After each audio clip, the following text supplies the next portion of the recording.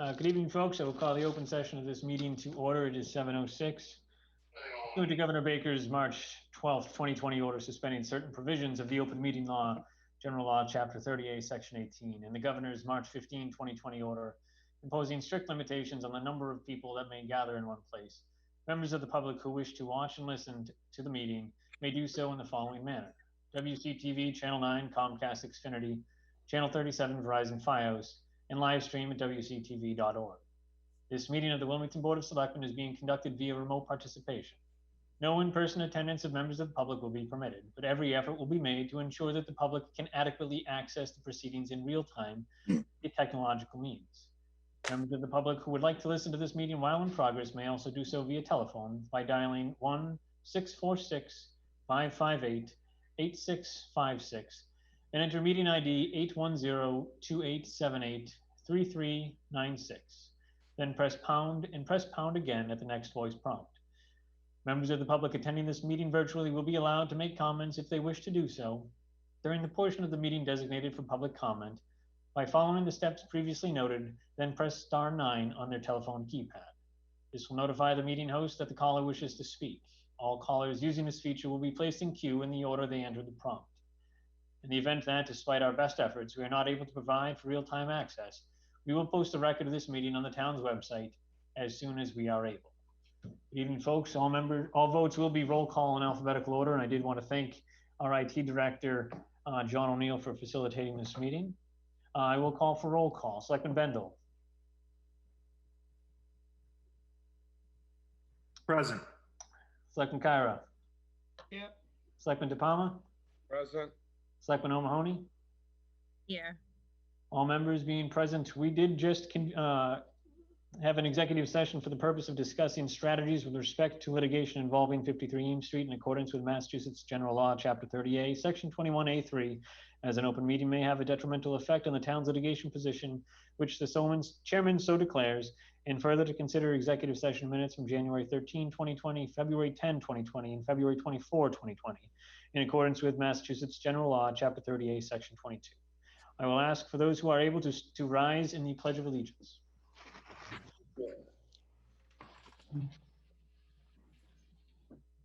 Pledge allegiance to the flag, United States of America, and to the republic which it stands, one nation, under God, indivisible, with liberty and justice for all.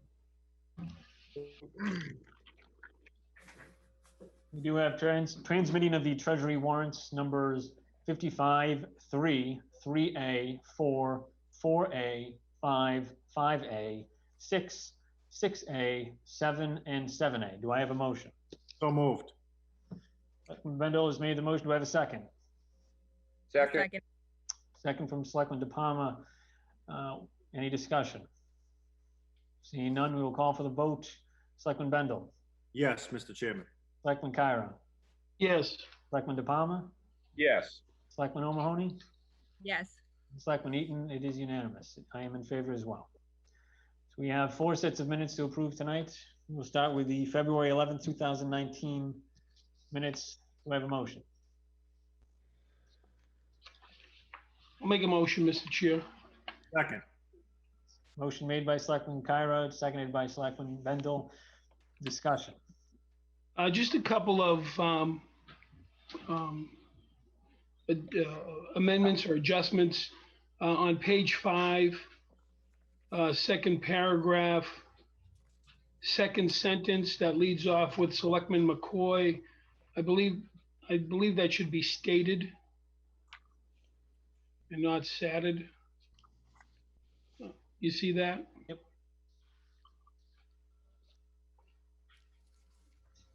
And then on page 13, the 5th paragraph down, which starts with Mr. West stated that Selectman Loud mentioned that particular paragraph, if you see it. It goes on, it doesn't, on the second sentence, it talks about the chairman. I think it should be specific that it's the ZBA chairman, so that it's not confusing that they may think it's the Board of Selectmen chairman.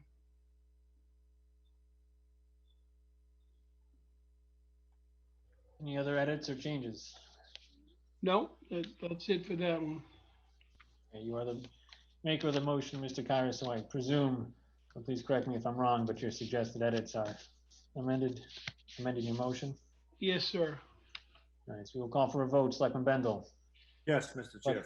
Selectman Kyra, Yes. Selectman De Palma, Abstain? abstaining, Selectman O'Mahony, Abstain. Selectman Eaton is a yes, so it is approved, 3 in favor, 2 abstaining. And that, Beverly is on the line, right? She's getting that, Bev? Or Jeff? Should be on the line. I've got it, but Beverly should be on the line. Yep. Okay, thank you. All right, so we have the February 25th, 2019 minutes. So I have a motion. So move. Second. Motion made by Selectman Kyra, seconded by Selectman Bendel. Any discussion? Yeah, on page 11, just a quick adjustment, under public comments. In the first line, Chairman Kyra advised the public comments is not a question. I think the word "and" should be deleted or removed. It's minor, but just didn't, I don't think it belongs there. So I'm just going to amend that by removing the word "and." And that's it. Okay, again, Mr. Kyra, I will presume that as you, the maker of the motion, you would accept the suggested amendment that you had made. Any further discussion?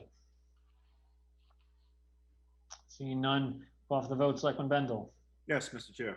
Selectman Kyra, Yes. Selectman De Palma, Yes. Selectman O'Mahony. Selectman De Palma, you may want to abstain. I abstained. I apologize. Selectman O'Mahony. I would also be abstaining. Okay, Selectman Eaton is a yes. It is 3 in favor and 2 abstaining. July 13, 2020 minutes. I have a motion. So moved. I'll second it for the purposes of discussion. Motion made by Selectman Bendel, seconded by Selectman Kyra. Discussion.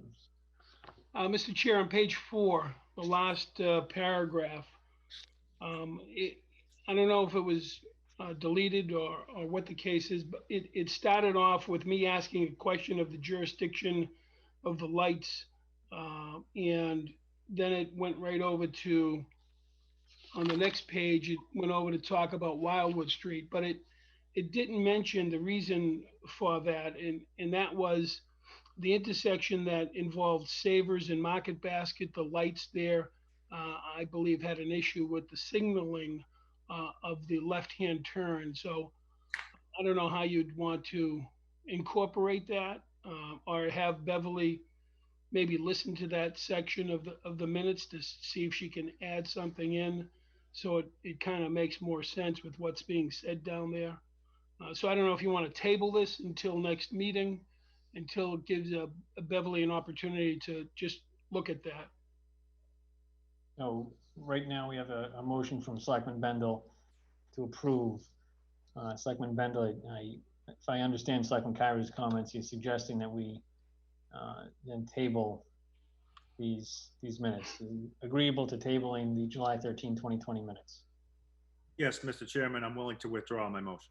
Okay, so I will entertain a motion to table the July 13, 2020 minutes, I'm sorry. So moved, just to, we're gonna table it to time certain to our next meeting in September. That way we don't have to belabor this, and just to give Beverly an opportunity to look at that section of the minutes, just to clarify that intersection, those comments. Okay, so I understand your motion to be to tabling it until the September 14, 2020 meeting. Is there a second? Second. All right, motion's made and seconded. Selectman Bendel, Yes. Selectman Kyra, Yes. Selectman De Palma, Yes. Selectman O'Mahony, Yes. Selectman Eaton is a yes. So at long last, the August 5th, 2020 minutes. Do I have a motion there? Make a motion to approve. Second? I'll second for discussion. Go ahead. Really, I'm not, I get to be Selectman Kyra for a moment. Page 3, When Selectman O'Mahony was referencing the use of force, I wasn't saying, so it says in here, an example of where the Wilmington Police Department is lacking as the only incident involving use of force, which in her opinion would have been justified, was during a 2015 incident at the Wilmington Depot platform. I was actually referencing that incident as the police officers not using any force. And there was actually an off-duty police officer from another jurisdiction that ended up using a taser that he possessed.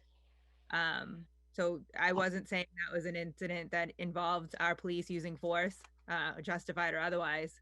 I was using it as the only example I can find in any media sources online that references Wilmington Police Department using any force. So I would just want to clarify that. Right, I think changing the word as on the first line on the top of page 3 might actually, from as to and, might actually accomplish your intent. So it would then read, Selectman O'Mahony stated that she cannot find an example of where the Wilmington Police Department is lacking, and the only incident involving use of force, which in her opinion would have been justified, was during a 2015 incident at the Wilmington Police Depot platform, and maybe continue where the use of force was where a non-Wilmington police officer. Okay. Thank you. Understood. So we have a motion. Mr. Chair, Yes. I also would like to offer an edit. I believe it may have accidentally been omitted from these minutes, but I believe I had gone on and praised the Wilmington Police Department myself and cited a few examples, but I don't see myself mentioned here. But just for the record, I wanted to be very clear that obviously I went on at length about praising our police department. Okay. So we want to perhaps table these minutes as well until our September 14th, 2020 meeting.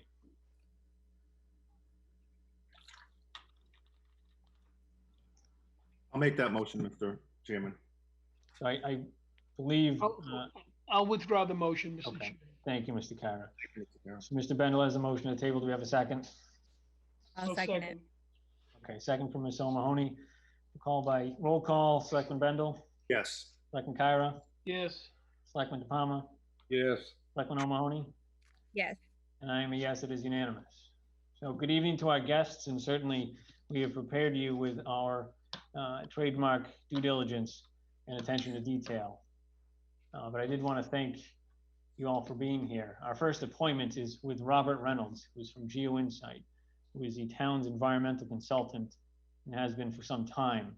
He's going to be providing an overview of the US EPA proposed plan to remediate contaminants at the Olin Superfund site. So Mr. Reynolds, thank you very much for joining us here tonight. I did just want to provide a very brief introduction for those watching at home that may not be too aware, but the Olin Chemical was a company that ceased operations on Eames Street in Wilmington in the mid-1980s, and there has been quite a lot of pollution of both soil and groundwater and the aquifer that has been discovered. The EPA has been investigating for quite some time, and just last week has released its proposed plan for cleaning it up. So, Mr. Reynolds, this certainly the number of documents that has been compiled over a long period of time from the EPA and recently released are very, very technical, highly scientific, and very, very detailed. So I'm hoping that tonight you can provide some context to us and to residents as to what happened last week and what is going to be happening going forward. Thank you for having me. So I'm also here with Kevin Trainer from GeoInsight. When the document was issued last Monday, he and I took the bulk of the initial review on it and put together a brief memo that we had issued over to Jeff on the proposed plan. Kevin's been, I personally have been only on this project a little while, and Kevin's been on it longer than I have, so he's going to take the bulk of this overview. But I appreciate the opportunity. Thanks, Robin. I can give the board a quick overview as far as what the recently issued plan was, and if the board has questions, or we can go into some of the technical detail if you wish.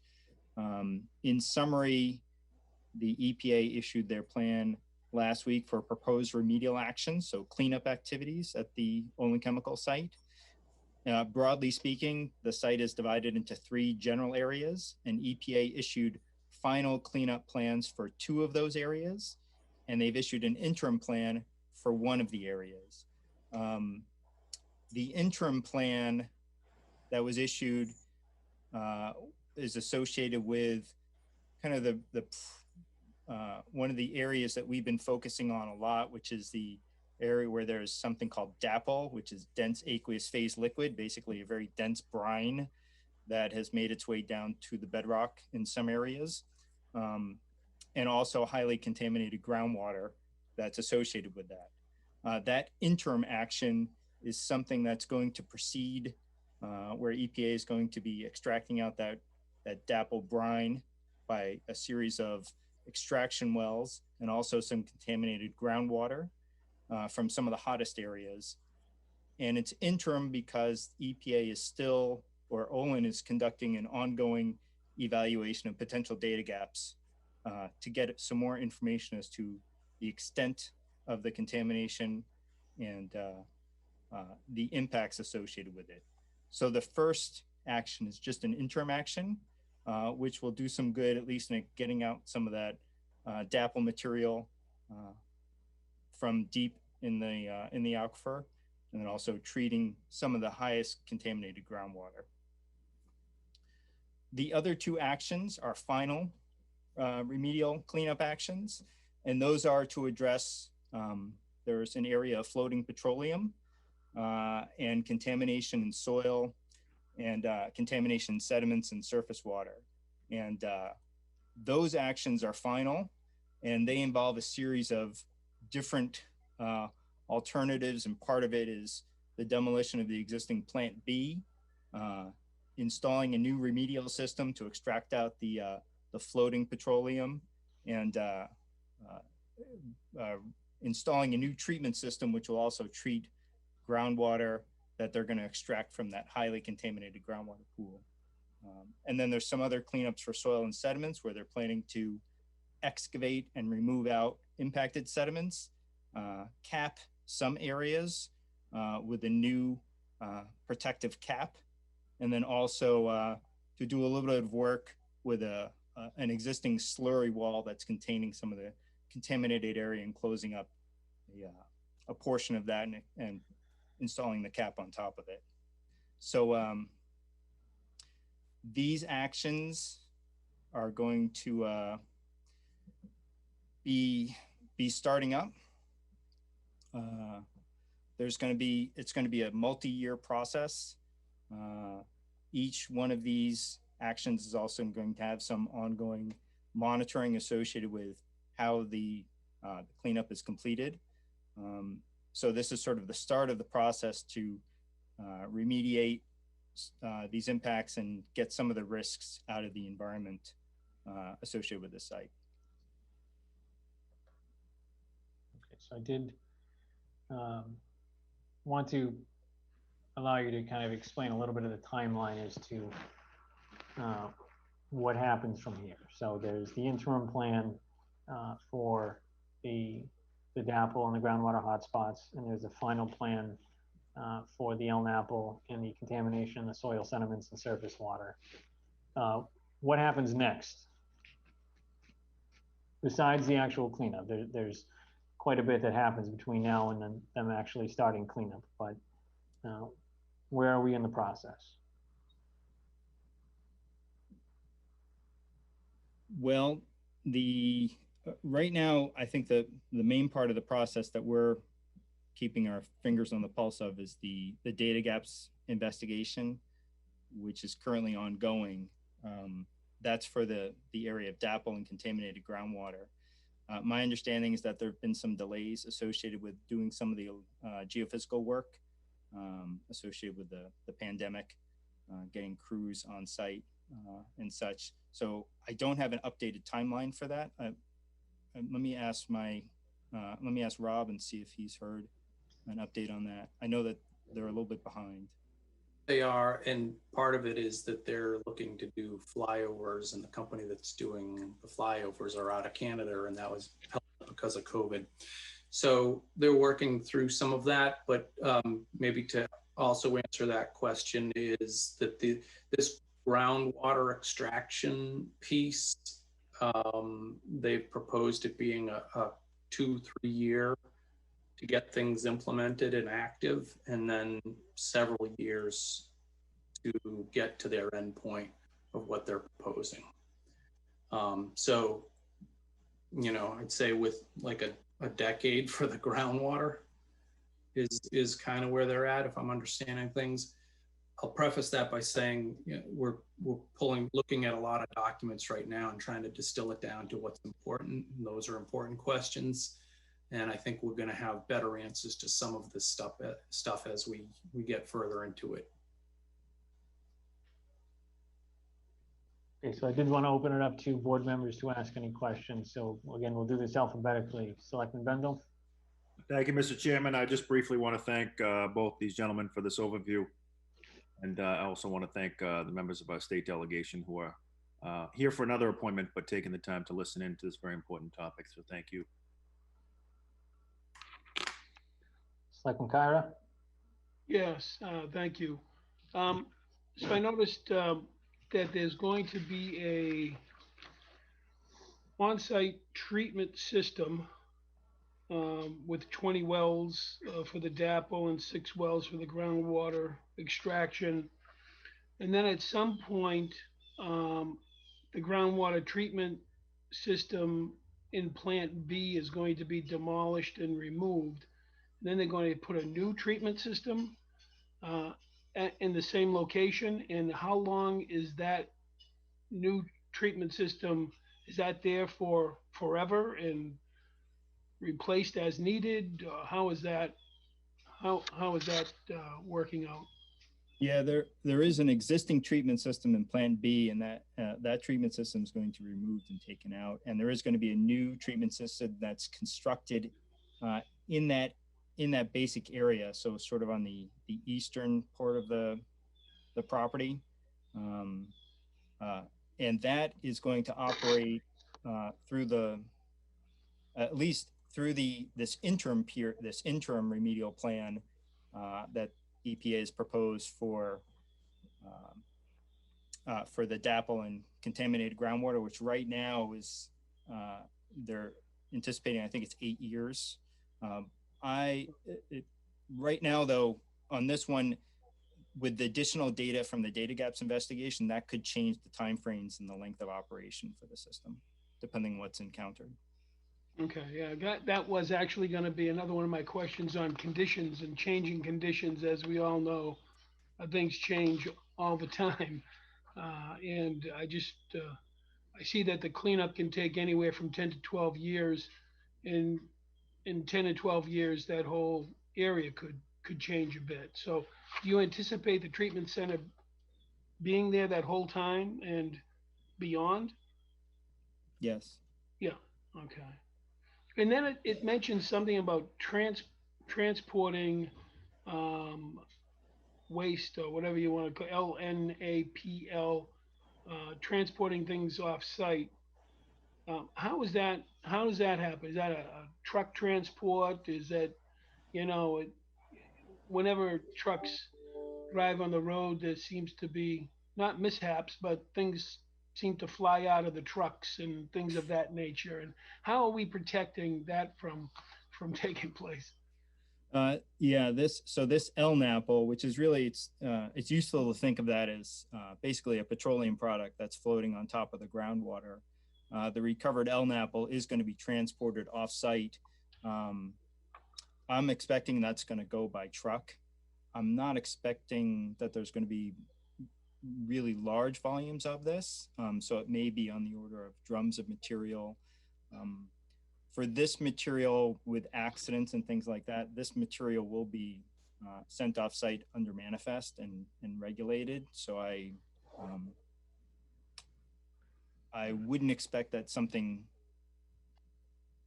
Yeah, I know, you can't happen to it predict. unless I it- understand, yeah. Yeah, And soil as well. I mean, I'm assuming that when they start digging out the soil, is that going to be removed and transported out of there? that's correct. And that's about 4,000 cubic yards of impacted soil. Yeah, okay. And one of my concerns is that the slurry wall. And I know at one point there's gonna be a new cap put on and in one area, and I don't know how many of these slurry walls we have over there. But the likelihood of it deteriorating over years, I mean, what happens, or what are we doing to reinforce it if you can? I don't know, it goes deep into the bedrock, if that's even possible. Or is it monitored beyond the 10 to 12 years of cleanup to make sure that that wall doesn't break apart in some way or other? Or are we saying, help me out here? Yeah. With this slurry wall, I guess it's below the surface and we want it protected. How do we protect it forever? Yeah, and I'll say I share your exact concerns on that slurry wall. And this is a wall that's in place where there is, in an area where there's some dapple, that dense aqueous phase brine at the bottom of it. And so the slurry wall itself, capping, what they propose to do, I think closing that, there's a window in the slurry wall for groundwater equalization, and closing that window we hopefully that will have some beneficial effect. Your other concern about the integrity of the wall and how it's going to be monitored moving forward, I'd say we share that exact concern, and that we're anticipating that part of this there will be a monitoring program associated with the contaminated groundwater and the dapple to evaluate that. But I can tell you that we're going to be looking very closely at the integrity of that slurry wall and the monitoring that's needed to demonstrate that it's operating effectively as well. Thank you. And just one more question, if I could. Another thing that concerns me is they refer to it as a plume, where it it goes beyond the ground zero, so to speak. And that plume now is traveling to various parts beyond the Olin site. How does the plume get cleaned up over in, I know you may not know the areas, but Butters Road, Chestnut Street, which is miles from that area, or up on Woburn Street. How does that plume get cleaned so the residents are not worried about that? Yeah, that is not addressed directly as part of this interim plan, but the issue that you bring up is entirely spot on, that there are impacts that extend outside of the Olin site, and those will need to be addressed. So it's not part of the $48 million plan on the table right now. So how do we get it on there? Portions of it will be. Yeah, I will add that there are the extraction, the extracted dapple, dense aqueous phase liquid, and highly contaminated groundwater. This work is going on well beyond the proper Olin site. So there are extraction wells going on in what's defined as dapple pools, which are off-site, and highly contaminated groundwater areas. So there's going to be a network of extraction wells and piping that lead back to the Olin site, where that treatment system we were talking about earlier takes care of treating the material that they extract out of the aquifer. Okay, so is that those pipings and whatnot? I mean, those are going out into where the plumes are located, or it's just not being addressed at this point in time, but it will be in the future? This, Those are part of this interim plan. That network of piping and extraction wells are part of this plan to remove a lot of mass contamination. right, but at this point of the plan, they're only targeting some of the hottest areas of the plume. There are other portions of the plume that are not part of this interim plan that they're proposing. Okay, thank you. Thanks, gentlemen, for being here. Thank you, Mr. Chairman. Selectman DePalma. Yes, regarding the slurry wall, now I keep hearing that it's damaged. Is there one of them that is damaged? Not that I'm aware of. It's not, the slurry wall itself is not damaged. There have been ongoing concerns about the integrity of the slurry wall and how Olin is demonstrating the integrity of the slurry wall. And we've had ongoing concerns that we've relayed to Olin and EPA about that. And I think that part of the work that they're going to be doing is evaluating that through their monitoring program.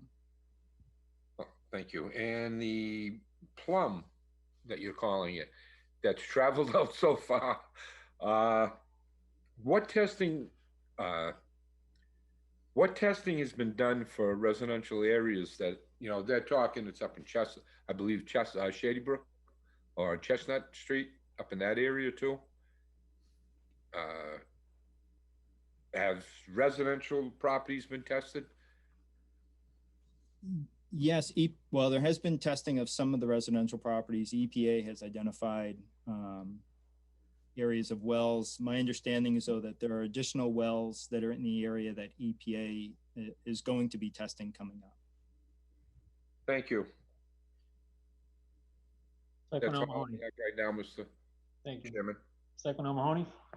Thank you. I have two kind of preliminary questions.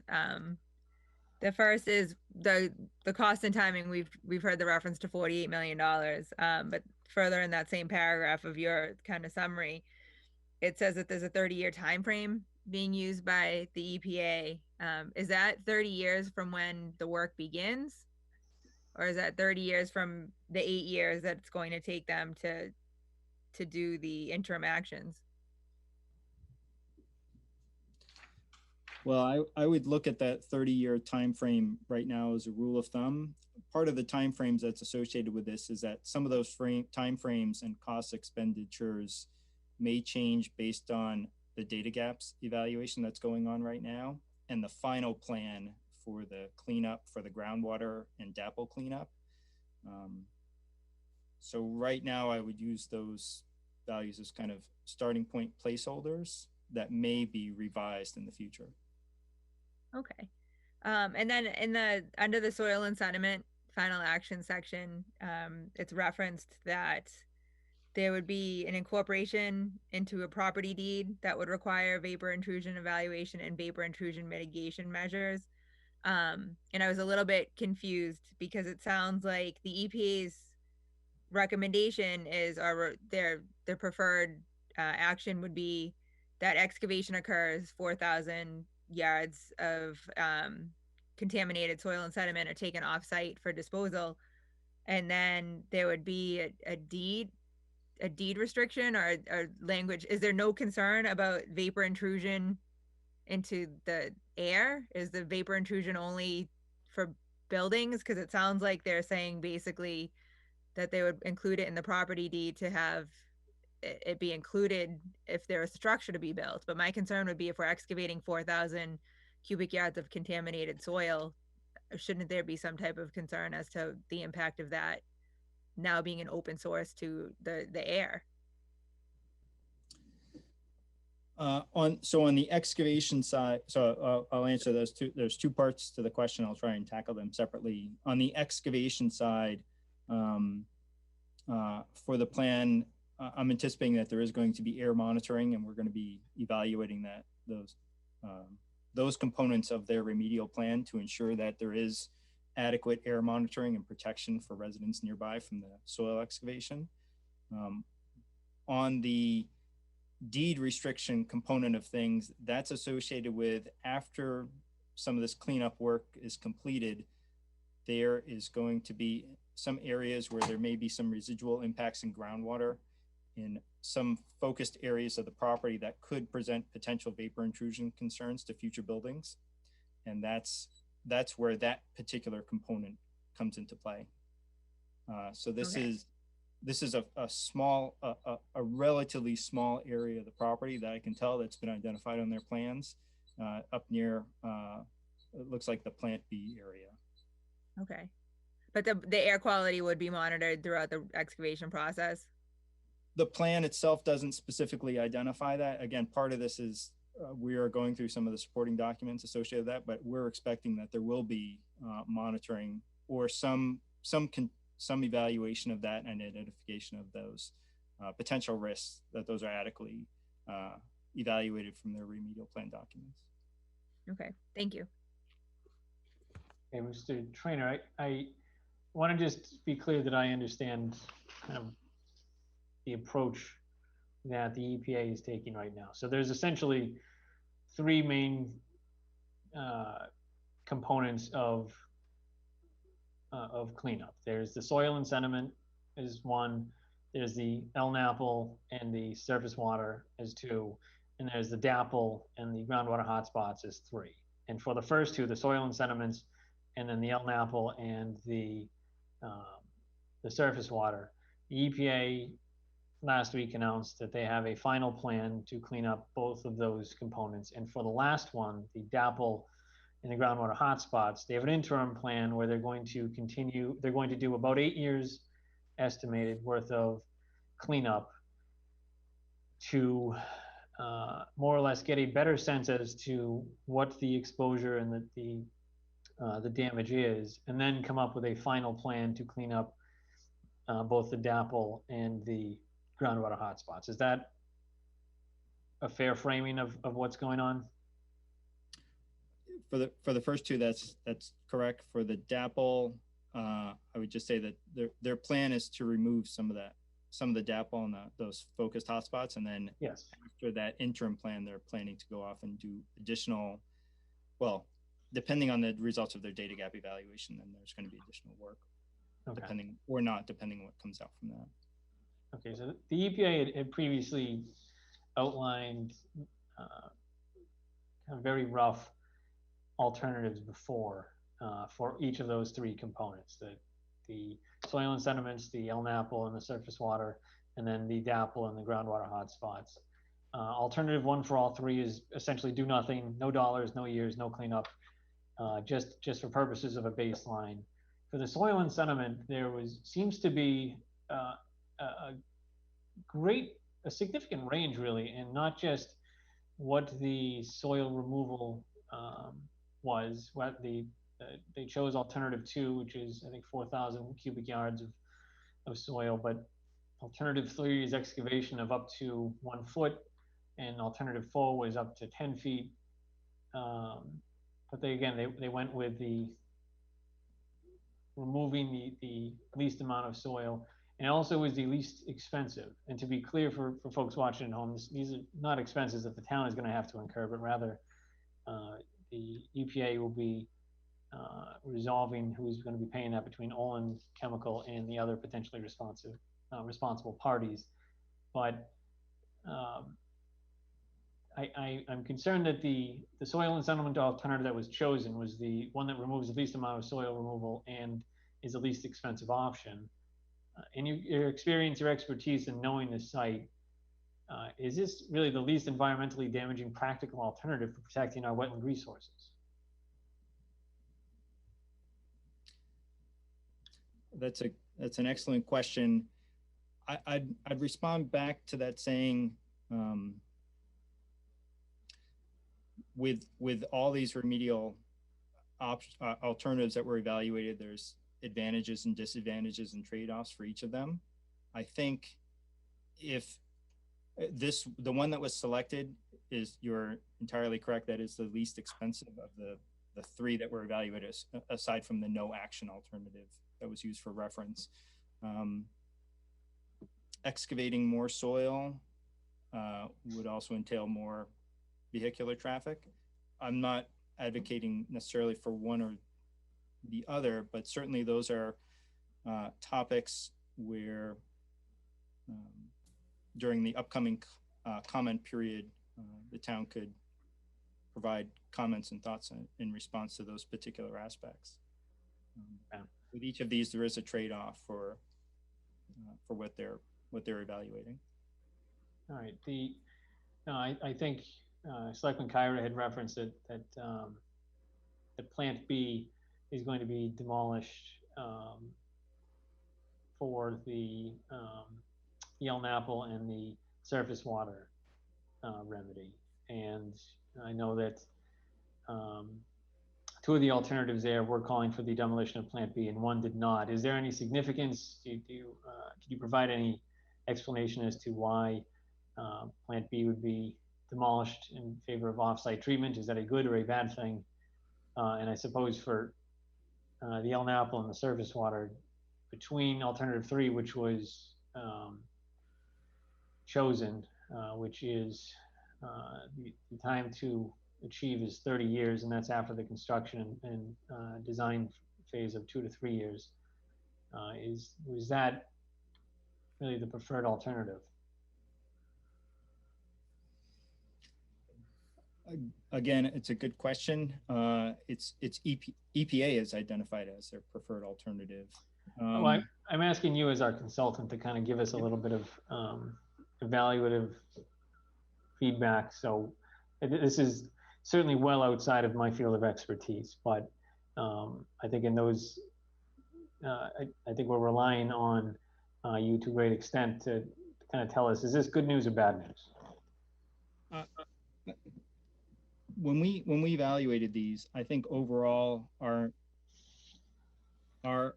interpretation of these alternatives was that they would be effective and that they would be a reasonable balance of risk versus achieving some kind of closure for these particular areas of contamination. Okay. I know that there's been some discussion already about properties that are quite a ways away from Eames Street that have been affected. I'm just reading from the proposed plan that 18 wells have been monitored regularly on a quarterly basis. 2 of the 18 wells have shown consistently higher levels of NDMA over time, with detections ranging from non-detectable to 33 nanograms per liter. Sampling in the fall of 2017 yielded NDMA results of 56 and 57 nanograms per liter in these 2 wells. All subsequent sampling results for these wells have been lower, ranging from non-detectable to 3.7 nanograms per liter. Olin has provided bottled water to these 2 residences since 2010 and is in the process of working with the town of Wilmington to voluntarily extend a water line to these households. We have another agenda item later on tonight to address those 2 residences that have been receiving bottled water. But I look at the typical detection of NDMA at those 2 wells, ranging from non-detectable to 33 nanograms per liter, and then I look at the alternative that was chosen for DAPL, and if I understand this correctly, the extraction of DAPL and the groundwater hotspot extraction is targeting areas where there is 5,000 nanograms per liter of NDMA. So am I correct in understanding that if an area has less than 5,000 nanograms per liter of NDMA, that it would not be particularly targeted, but a threshold as low as 33 nanograms per liter of NDMA, everyone seems to be in agreement that that is a well that is a danger and needs to not be used for private consumption.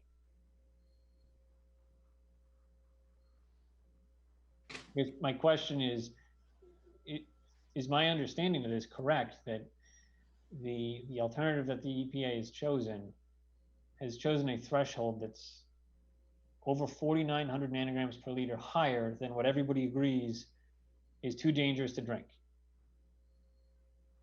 Your assessment is correct.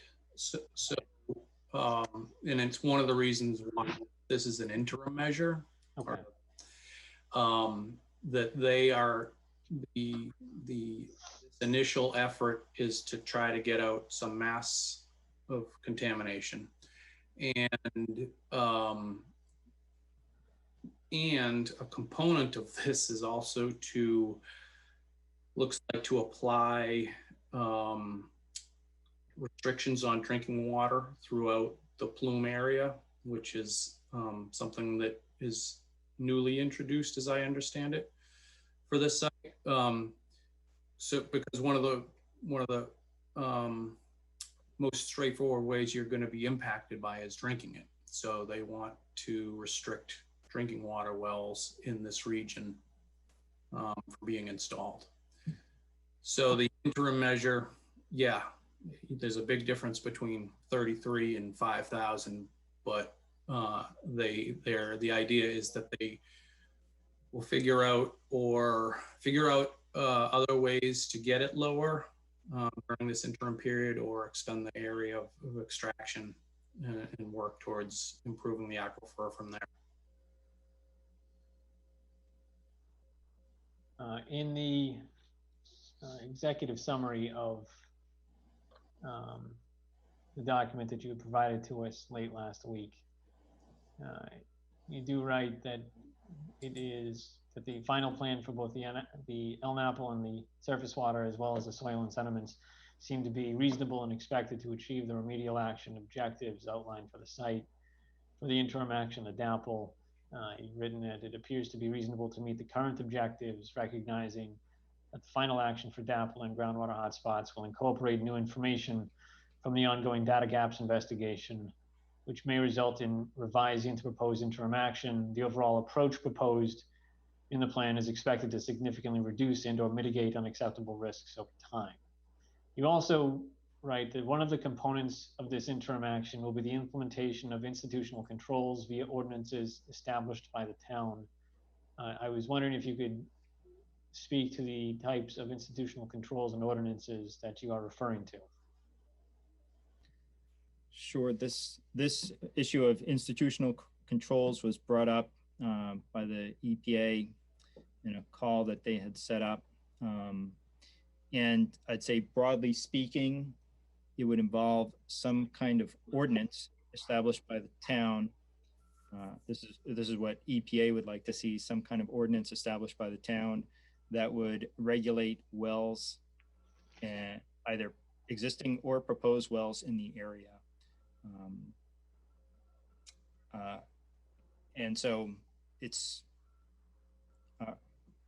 it's a little bit, I think right now this is a preliminary topic that EPA was approaching with the town. So I think that's something that's going to, EPA is going to be looking at that and reaching out to the town, I expect, to see if that's something that can be implemented. Okay, Mr. DePalma, did I see you raise your hand? Yes, please. How many wells are you anticipating? Well, more wells are you anticipating to be shut down? Private wells. I don't have a number for that. EPA has indicated that they need to do some additional testing of additional wells that they've identified in the area. It's my understanding that there are a number of irrigation wells that were installed in this area that EPA anticipates that they need to do testing on that may not have been previously tested or adequately tested historically. Thank you. Any other members before I ask Mr. Hall if he has any questions? Yeah, Mr. Chair, just a quick follow-up on two things that were mentioned. One was the soil removal as being the least expensive, but that's, I mean, things can be, less expensive, but still work well. But as our consultants, do you feel that this is not the appropriate way to go? And if so, should we be advocating for something else? I think we had written in, and we think that these are, for these final actions, that these are reasonable approaches. I think that just aside from that these were that this was the lowest cost component, it also seems to strike a good balance between risks associated that could arise during remedial work versus achieving the remedial endpoints at the end of the day and protecting risks for the future. So again, these are, it seems like on balance, these seem like these are reasonable approaches that would achieve a good outcome at the end of the day. And just one more, I just want to understand about the groundwater and the 5,000 nanograms for the NDMA.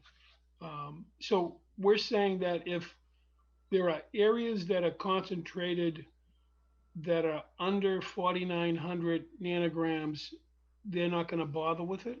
And if it's 5,000 and more, then they're going to clean it, because that's not acceptable to me. So I mean, as our consultants, how can we object to that? Yeah, Unless I'm misunderstanding. no, you've hit the nail right on the head. That's what EPA is proposing, and this is again, this is their interim plan that they're proposing to target these hot areas where it's over 5,000. Our expectation is that there is going to be a final plan that will address areas outside of those 5,000 nanograms per liter contour lines. So are we going, based on the data gaps evaluation that they're doing? Are we going to object to that? I mean, I'm sure that maybe the people representing Olin, are they happy about that? Because it doesn't seem to be a happy thing for us. Maybe I'm using the wrong word when I say happy, but it doesn't feel right. No, yeah, I guess we look at this and share the same concern in terms of the areas that they're focusing after. Part of this. I'm sorry, I don't mean to cut you off. So then, what recourse do we have if we object to what EPA is saying? We say we want to go down to 100 nanograms. I mean, I'm not a person of your expertise, so I'm just throwing that out there, and that's probably not a good example. But what if we don't? What if we object to it? What legs do we have to stand to say to them that to the EPA it's not acceptable that 4,900 nanograms are? We forget about that because it's not reaching that threshold. Because what if it happens to reach that threshold, 10 years from now or 20 years from now, as that DAP will remain in there and the NDMA remains in there? What happens years from now? Does it then get revisited? I don't know. Yeah, I agree exactly where you're coming from. I'm not here to sort of try and take their plan and make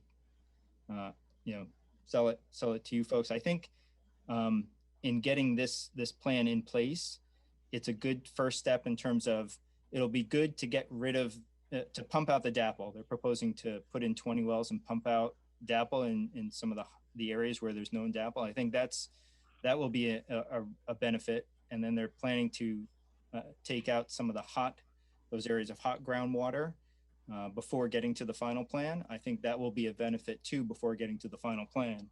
I think the issue though is that while this interim plan has some positive components. It's certainly not the plan, the final plan that will ultimately achieve the remedial goals that we're all expecting out there. And I think that's the portion where we're looking at it and evaluating what's the final plan going to look like.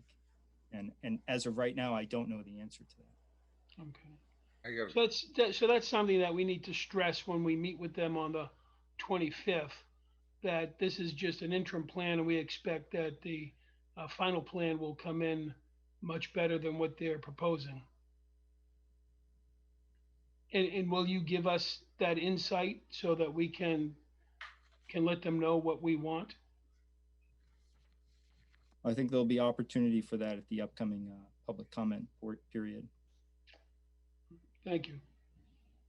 Okay, so it sounds to me like with the approach to the groundwater hotspots and the DAPL, they're starting the cleanup, but we all want to jump forward to the point where everything's cleaned up.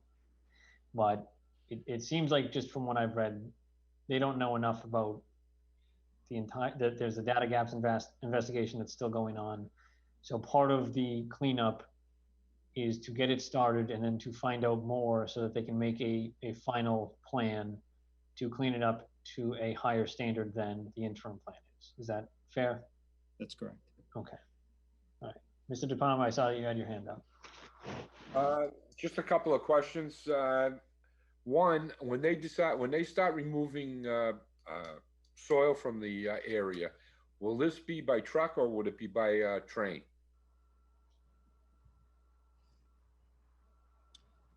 Yeah, they didn't offer those details in this proposed plan. It can go either way.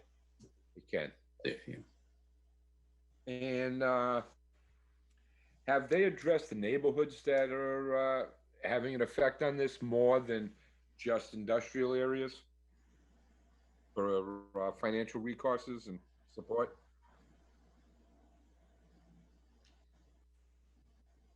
I'm not exactly sure what you're indicating, but there isn't any other indication for financial recourse or support in this document. Oh, okay. That I'm aware of. Thank you. Mr. Hall, did you have any questions?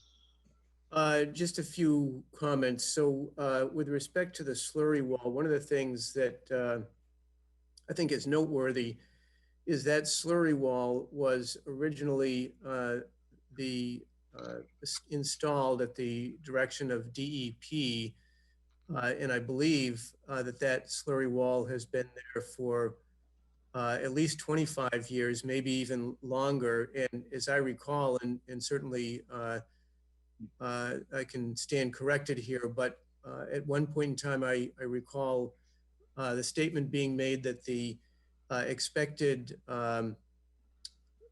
useful life, for lack of a better term, or expected duration that this slurry wall would stand up was something in the order of 30 years, which I believe we are at, and perhaps have exceeded. So that concerns me that right out of the gate, by the time all of the decisions have been made and the execution of this plan goes forward, that slurry wall has been in place for 30 years. I think that really emphasizes the fact that we need to be particularly attentive to whatever the safeguards are to make sure that essentially bathtub, if you will, does not breach or crack or maintains its continuity for as long, going forward as possible. The other point I would make is that a number of us, internal staff, as well as GeoInsight, will be having a Zoom session later this week to talk in more detail about the particulars associated with the EPA's recommendation and develop comments that we will be, comments and questions to put forward on the meeting of the 25th. And then ultimately there'll be a comment document that will be prepared and submitted to EPA prior to the deadline. Certainly one of the questions I think is reasonable to ask is, what was the basis for this 5,000 nanograms per liter? How was that level of concentration determined? Why wasn't it 4,000 or 3,500 and maybe in some of the documents that have been issued, that question is answered, but recognizing that it is an interim step, certainly any effort to remove this DAPL is welcome, and to recognizing that there needs to be a focused effort on the areas that are identified as high concentration levels. To some measure, that makes sense. Obviously, the concern is, how long is the interim plan? If the interim plan is 8 years, does that in the long run become 10 or 15 years? So those are just some of the initial comments, questions I have. The whole issue of the ordinance, or in our case, bylaw, that EPA is looking for the town to implement. I think we're going to need to really take a close look at that, because that's going to have a significant impact on a number of property owners. I don't know offhand how many residents and businesses in the affected area have wells, but I believe Shelley Newhouse, our health director, has that information, but that's certainly one of the things that I would expect we'll be talking about later this week.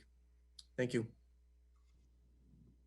Do you want to allow Special Town Council Dan Deutsch to comment if he desires? Good evening, all. I share the concerns of the town, the select board, with regard to the scope of the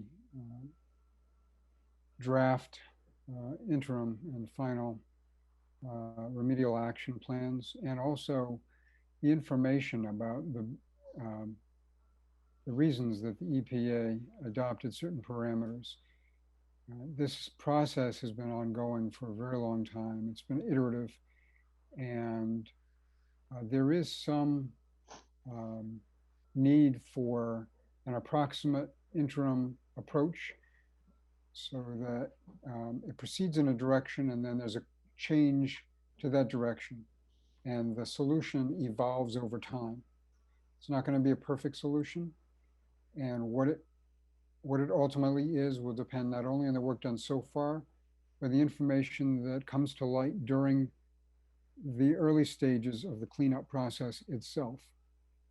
Having said that, it's only through the back raising and the testing, the pushback, that we can be satisfied that the steps that are being taken for now are appropriate.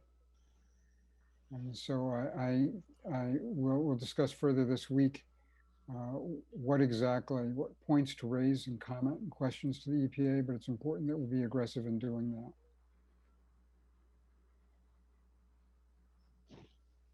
Do any other members have any further comments? Okay, seeing none. Mr. Reynolds, Mr. Trainer, I do want to thank both of you for explaining this to us in language that I'll speak for myself, a non-science person, can certainly understand. Certainly this issue has been the cause of a great deal of anxiety at the very least, but pain and suffering as well for many families in town. So your continued guidance through this difficult and complex process is very much appreciated. I did want to let residents know that there is a public informational meeting and Q&A with the EPA on Tuesday, August 25th from 7 to 8:30 p.m. And there is a formal public hearing to provide oral comments on Tuesday, September 22nd between 7 and 8:30 p.m. During that September 22nd formal public hearing, there will not be any response from the EPA, and there is more information available both on the town's website and at www.epa.gov/superfund/Olin. So again, Mr. Trainer, Mr. Reynolds, and your team at Geo Insight, thank you very much for your continued diligence. Thank you, Mr. Chair. Thanks for having us.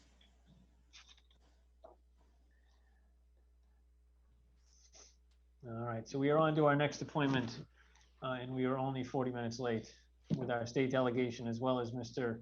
Donahue Rodriguez, who is the Director of Special Projects at the MBTA, for an update on the installation of the MBTA commuter rail platform in North Wilmington. Mr. Donahue Rodriguez, before I turn it over to you, I did just want to acknowledge and show my appreciation to Senator Tarr, Representative Gordon, Representative Robertson, as the three of you certainly have been advocates for the town in pushing for the cleanup of the Olin property. But Mr. Donahue Rodriguez, the floor is now yours. You are muted, sorry.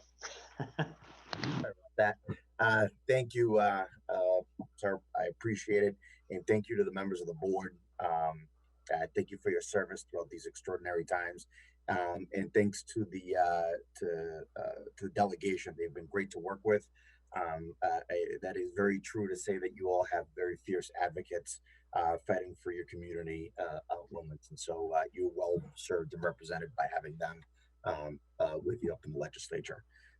So the update that I have regarding the North Wilmington station, and I'm happy to take some questions after. And if I can't answer them, I'm happy to get back to you guys after I talk to the operations team. But just a little bit of background at the moment. Our commuter rail is down approximately 93% from our during the pandemic.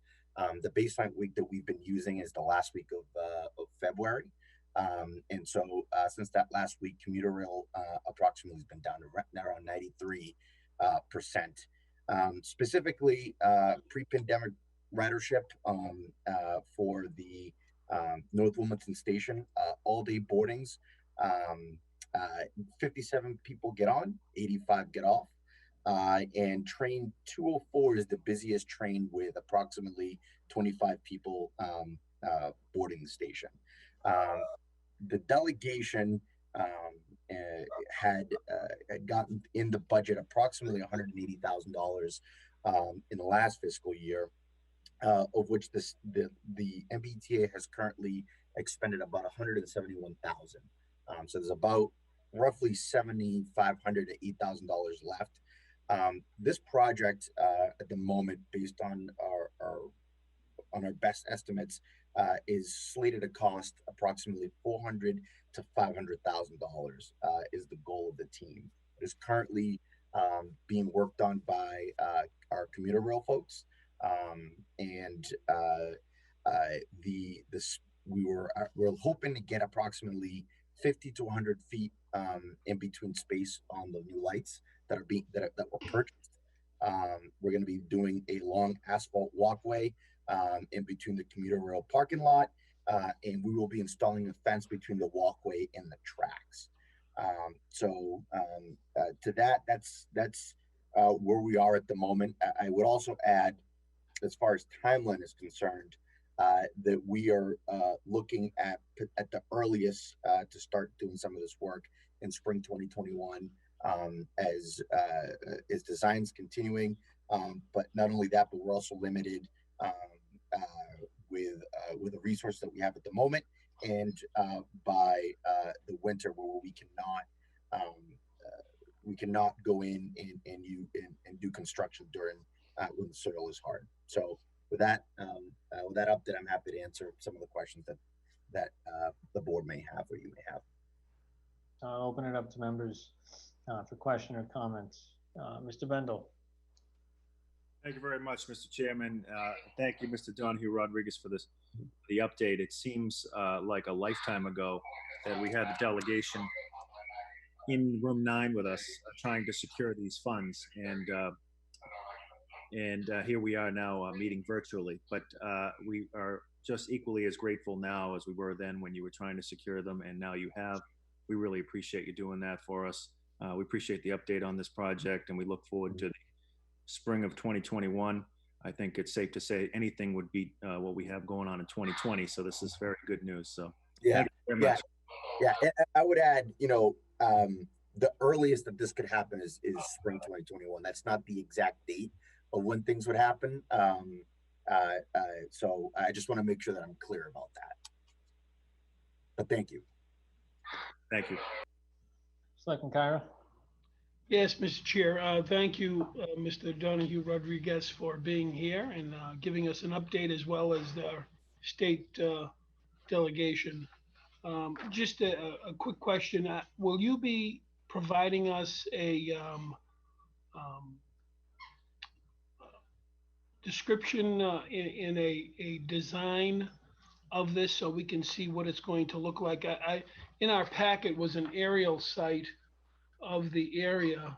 But will you be getting, before the project begins, will you be giving us a what this is going to look like?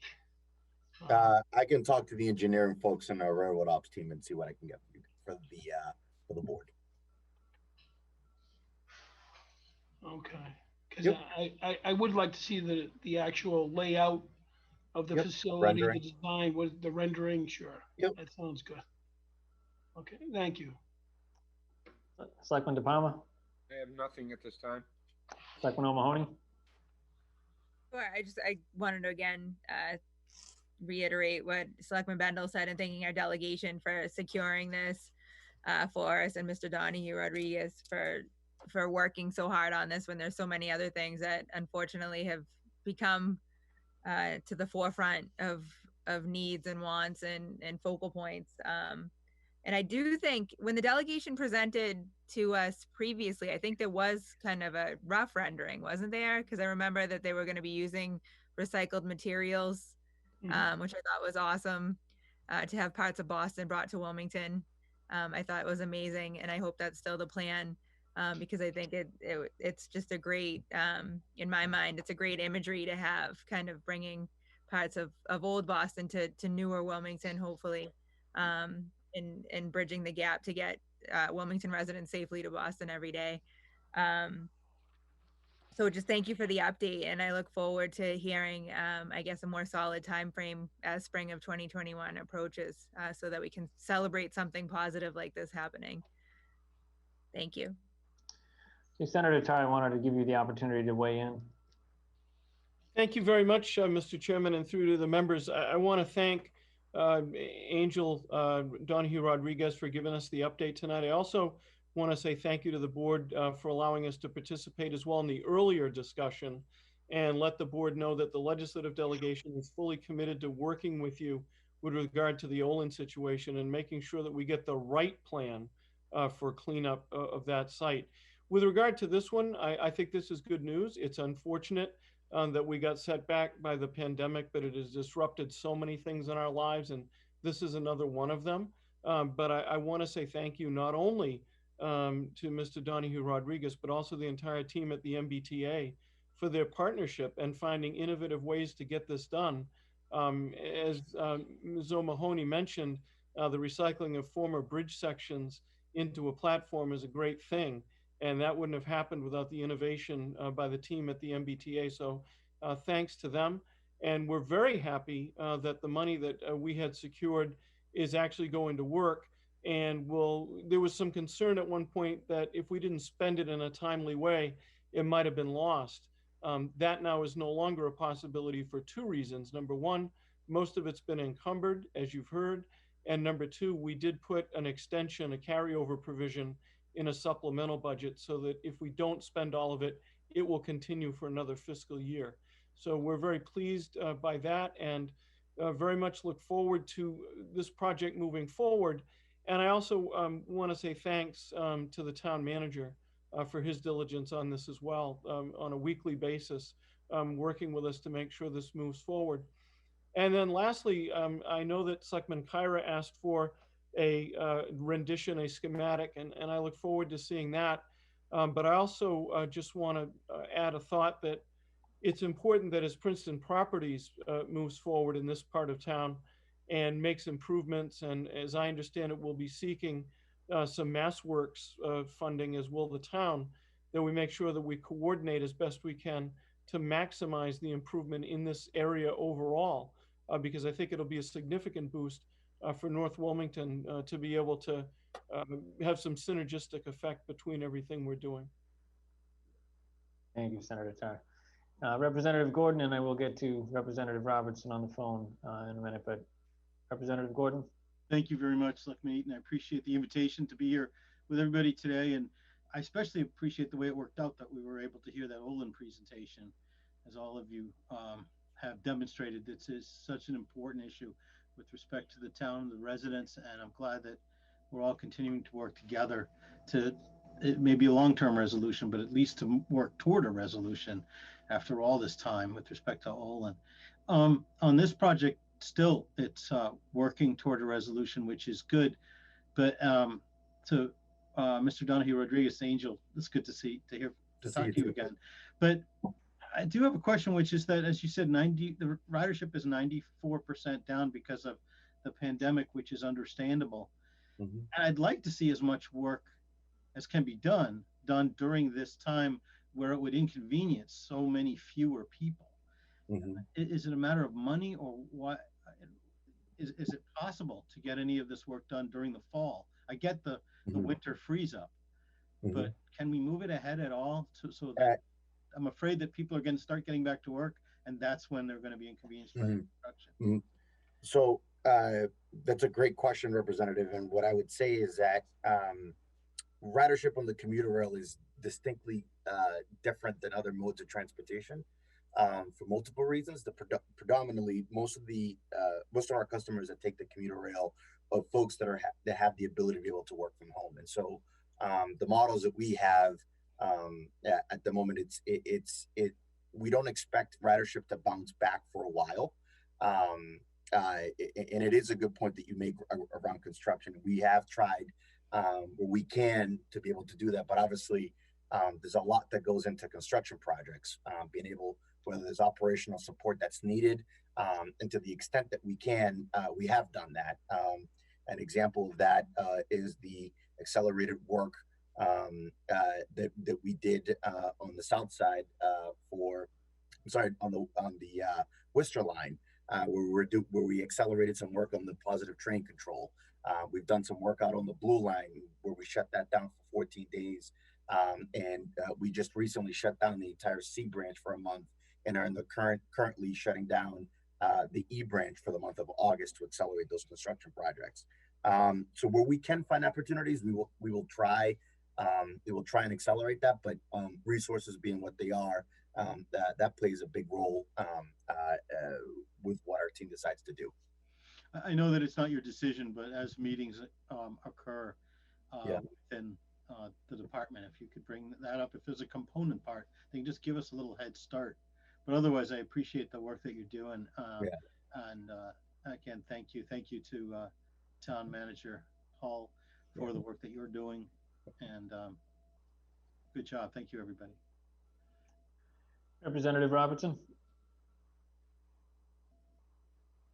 Thank you, Mr. Chair. I'm not sure much more what I could add in. It seems like Senator Tar and Rep. Gordon covered the vast majority of it, but it's certainly something that's still on our radar. And thank you to my colleagues, and specifically to Selectman Kyra and Jeff, who, along with the two chiefs, say Chief Desmond and Chief Kavanaugh, were big on this. So I know I, like Rep. Gordon, would like to see it a little bit before spring of 2021, but given the circumstances, we understand that it's there, and we'll continue, exploring as a delegation to ensure that the funding continues and that the construction timeline is struck in the way.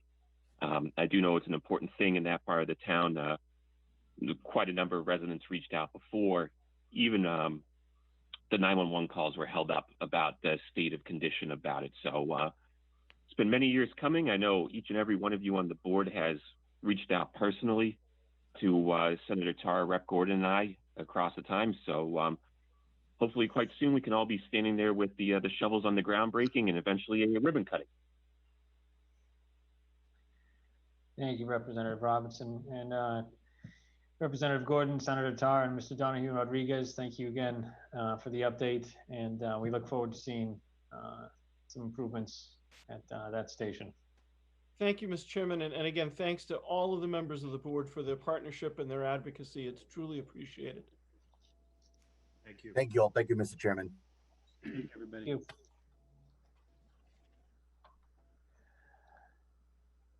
you. All right, so our last appointment of the night is with our health director, Shelley Newhouse, and our fire chief, Bill Kavanaugh, for an update on COVID-19. So, Ms. Newhouse, I'll let you let us know where we stand today. Hi, everybody. Currently, right now, Wilmington is at 6 active positive cases, and I have 2 in quarantine. We've been kind of steady with under 10 and under cases for quite a while now, which is a nice thing. We've been busy with reopening still, and with trying to get the schools, helping them develop their plan for opening. Some big changes is we've got notified from the state about all of our travel quarantine, and we have hundreds of them in Wilmington. So, and we get those updates daily, and I expect that to just probably go up and up and up as we're still in the summer months, and lots of people are traveling, dropping their kids off at college, so they have to come back and either get a test or get quarantined. So hopefully we don't get any positives out of those, but time will tell. It's been very, very busy just keeping track of all that stuff. So we kind of had a little bit of a lull, but now with the travel orders, we're back to business again. So that's where we're at. It's been kind of like just the same, dealing with lots of complaints for businesses and in general, just people out there not complying with the mask order, businesses not complying with just their overall COVID plan. So it's been, I think will just continue on into the fall. Kavanaugh, do you have anything to add? No, I think Shelley has it covered. I mean, as far as from a public safety perspective, we're not seeing any real uptick at the nursing homes like we did in the beginning. I talked to Shelley today. We do have one potential positive at a nursing home that sounds like it's going to be a quick in and out patient, not a long-term patient there. On the other side of that, our responses to positive have gone down, and I'm hoping it continues to trend that way.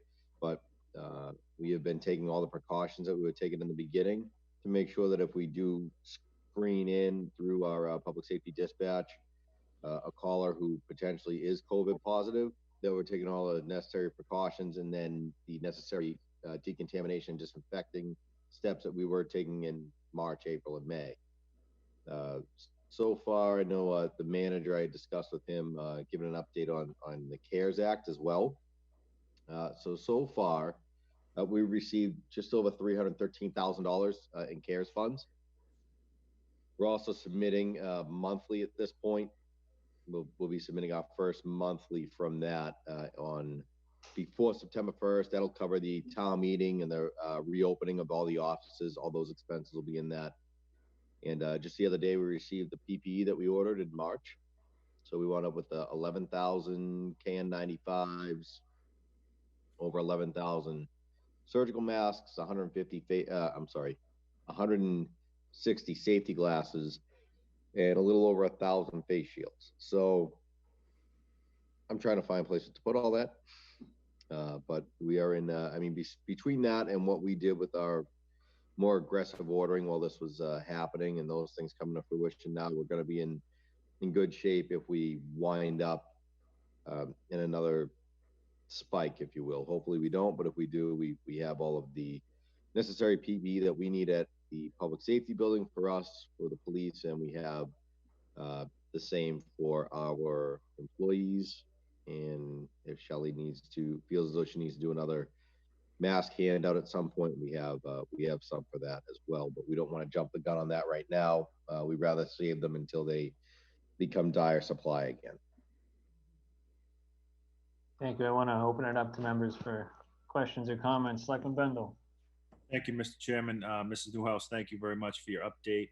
Also want to compliment you. I was able to watch the entire school committee meeting the other night, which you were prominently featured, and I thought you did an excellent job. So I appreciate the update Thanks. that you gave the other night. And I think it was very informative in addition to this evening. And Chief, thank you, sir. Very positive news to hear on your front. And I'm very, very glad to hear that the PPE has arrived. And if you need some space, it looks like there's some room in Jeff's office, okay? Yes, yes, Okay. absolutely. Thank you, Mr. Chair. Selectman Kyra.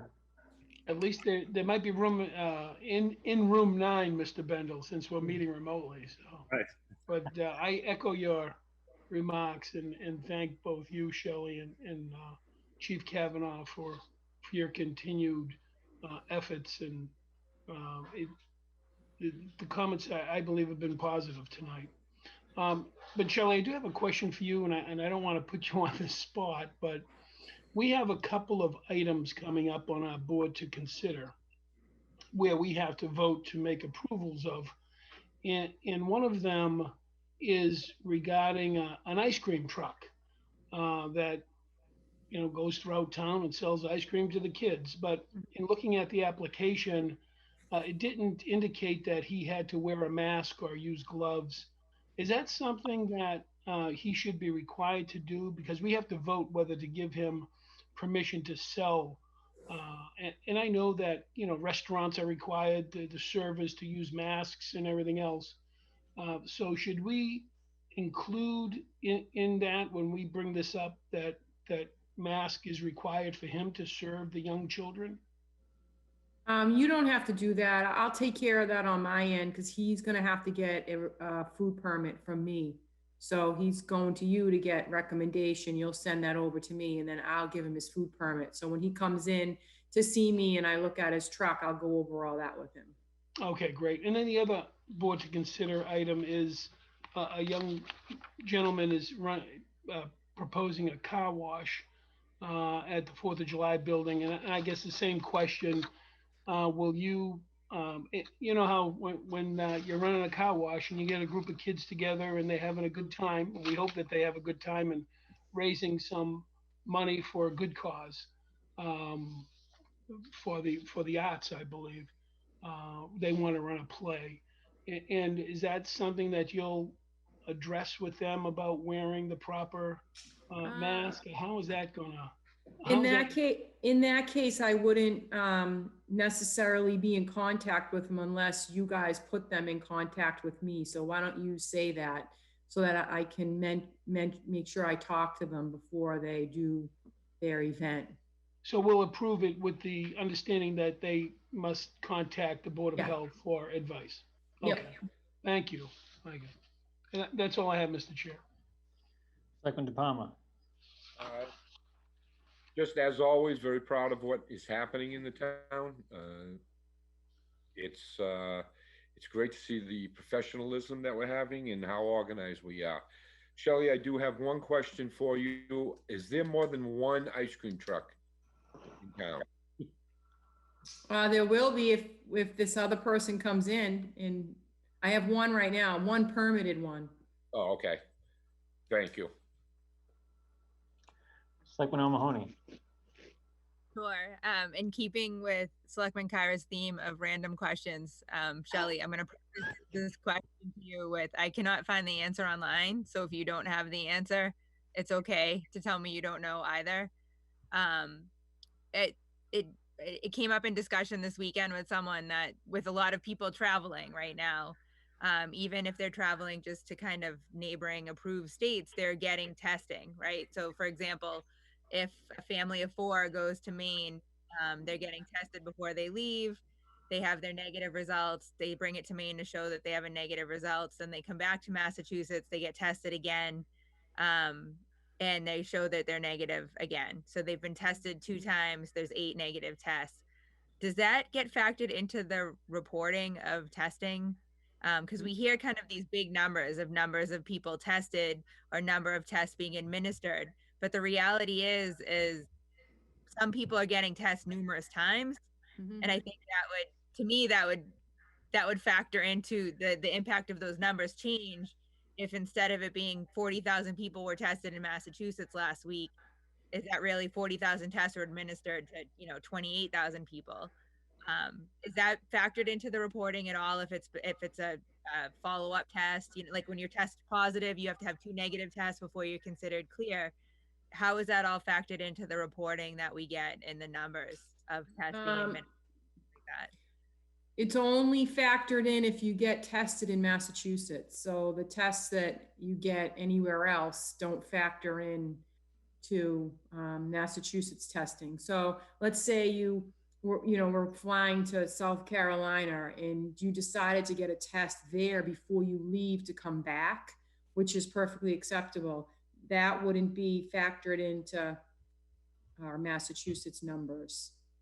So Okay. only when you get a test here in Massachusetts. And it's very, very hard to find. I don't even think they're doing it anymore, the 2 negative tests. I can't really find a lab that's doing that anymore. It's really, you just go by when you finish your isolation and quarantine and your symptoms. So you don't have... No more 2 negative tests. Okay. Because, like, for example, my mother had surgery, and before she went into the hospital for surgery, she tested, she had to have a test, it was negative. While she was in the hospital recovering from surgery, before they discharged her, she had another test that was negative.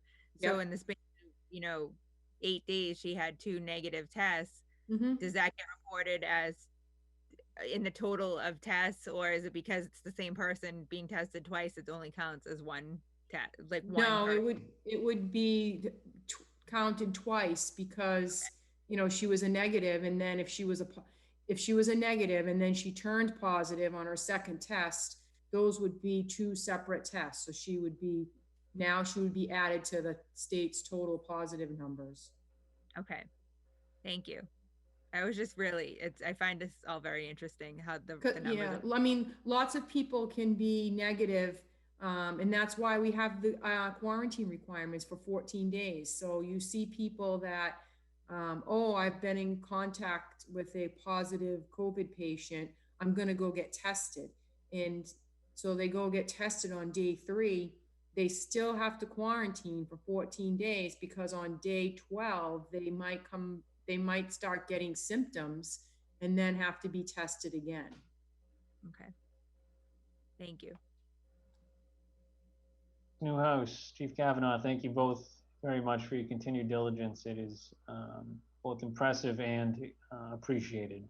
So not just keeping track of where we are now, but also to some of the points that Chief Kavanaugh mentioned about planning for a variety of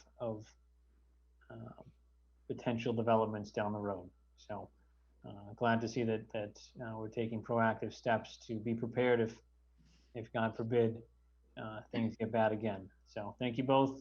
Keep it up. Appreciate it. Thank you. Mr. Chair, I just would add that, as I suspect everyone knows, but both in the case of Chief Kavanaugh and Shelley Newhouse, this effort that they've been putting forward with respect to dealing with COVID is layered on their regular jobs. So it's not like this is the only thing they're doing. That clearly Shelley's office, between the health nurse and dealing with septic systems and food permits and everything else that she would normally do in a pre-COVID era, she's also doing that in addition to all the reporting and the contract tracing and everything else. And similarly with the chief, all of the grants, the FEMA grant, the CARES Act money, all that he's doing in addition to the regular job, so to speak. So I just think it's important to emphasize that. Thank you, Mr. Hull. And thank you both. My apologies for the late call tonight, but thank you, and we hope to hear good news coming up. Thank you. Thanks.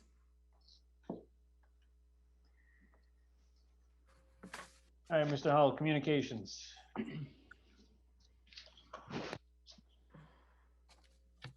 First under communications is a correspondence from Brian Perry, the finance director, town accountant, with regard to some efforts we are making to refinance the high school debt. And I know Brian has been on this call for a period of time. So I think with that, if you don't mind, I'll let him outline what is proposed. Thank you, Jeff. Thank you, Chairman. Thank you, Board. Just to try and keep it fairly brief, Jeff, myself, and a few others in the office have been working with our finance consultant basically on potentially what's termed an advanced refunding of a portion of the high school debt to try and keep it at a high level.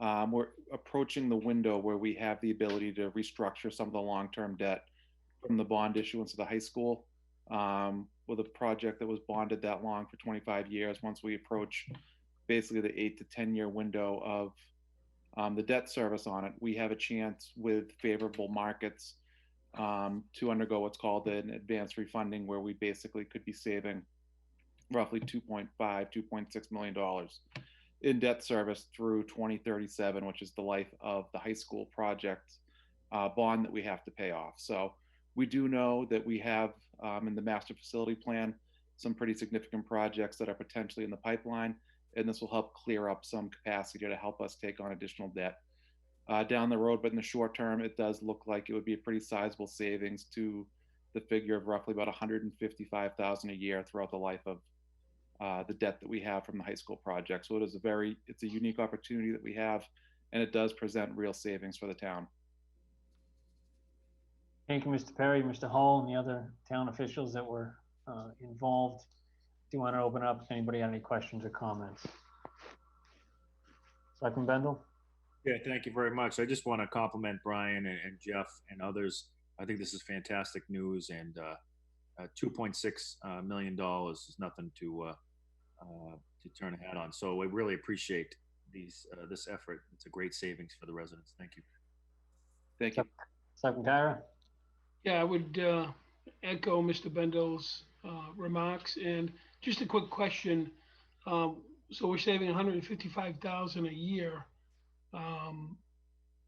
From time to time, is it possible to take that savings and apply it to the principal and bring down the timeline of paying off the school sooner than later?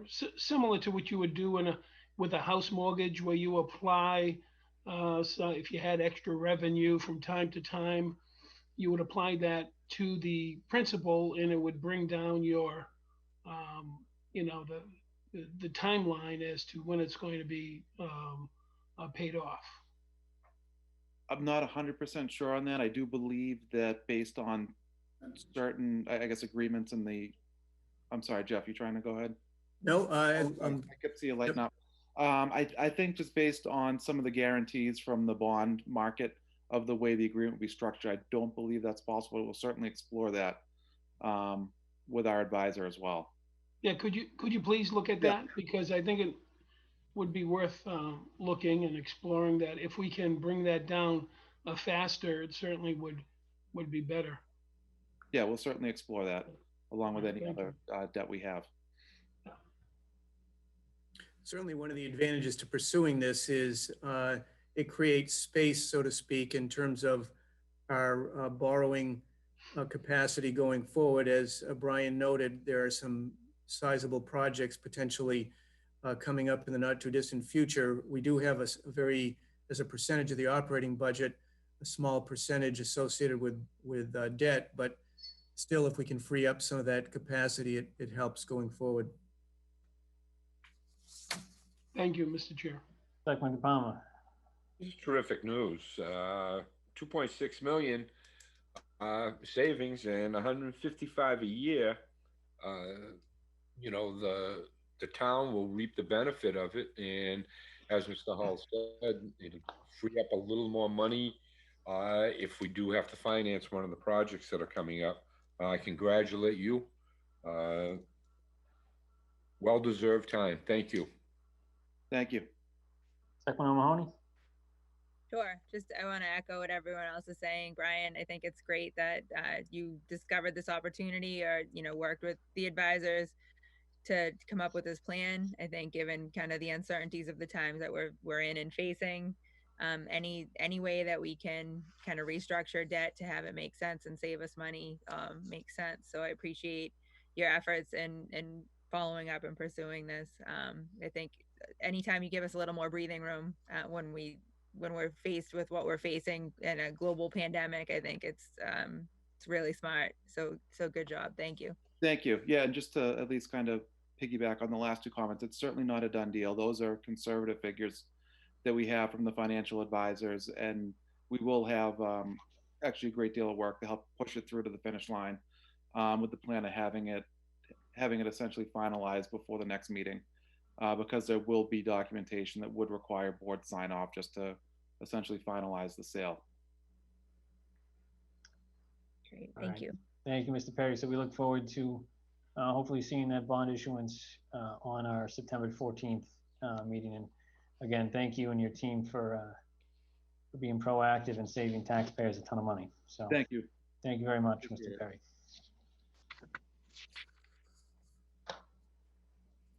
Next under Correspondence Communications is a memo from me to the board just noting that thanks to the efforts of the legislature and the governor, the plan at this point, obviously the budget is still pending, but local aid is slated to be at the same level as it was in fiscal 20. You'll recall in the latter part of the prior fiscal year, given the COVID situation and the funding that was being allotted to dealing with COVID, there was a real concern about the prospect of the fiscal 21 budget and the ability for the state to provide the same levels of local aid, in particular Chapter 70, which is education aid, and the unrestricted general government aid, two largest accounts that we receive from the state.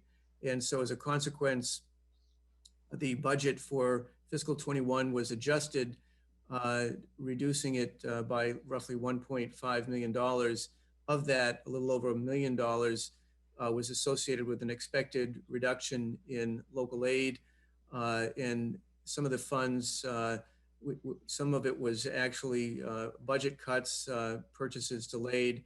In other cases, we used free cash to address some capital items.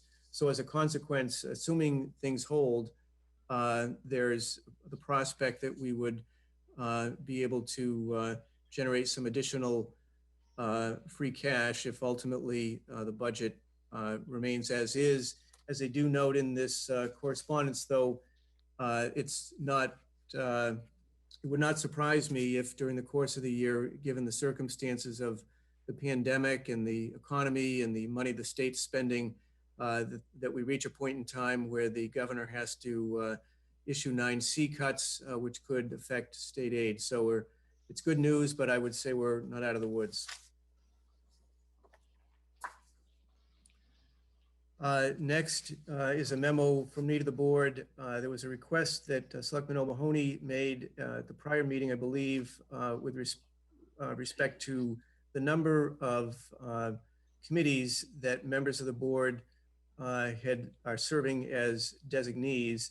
And so this memo serves to identify the committees and the designees.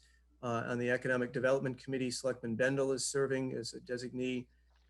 Commission on Disabilities, Chairman Eaton is serving.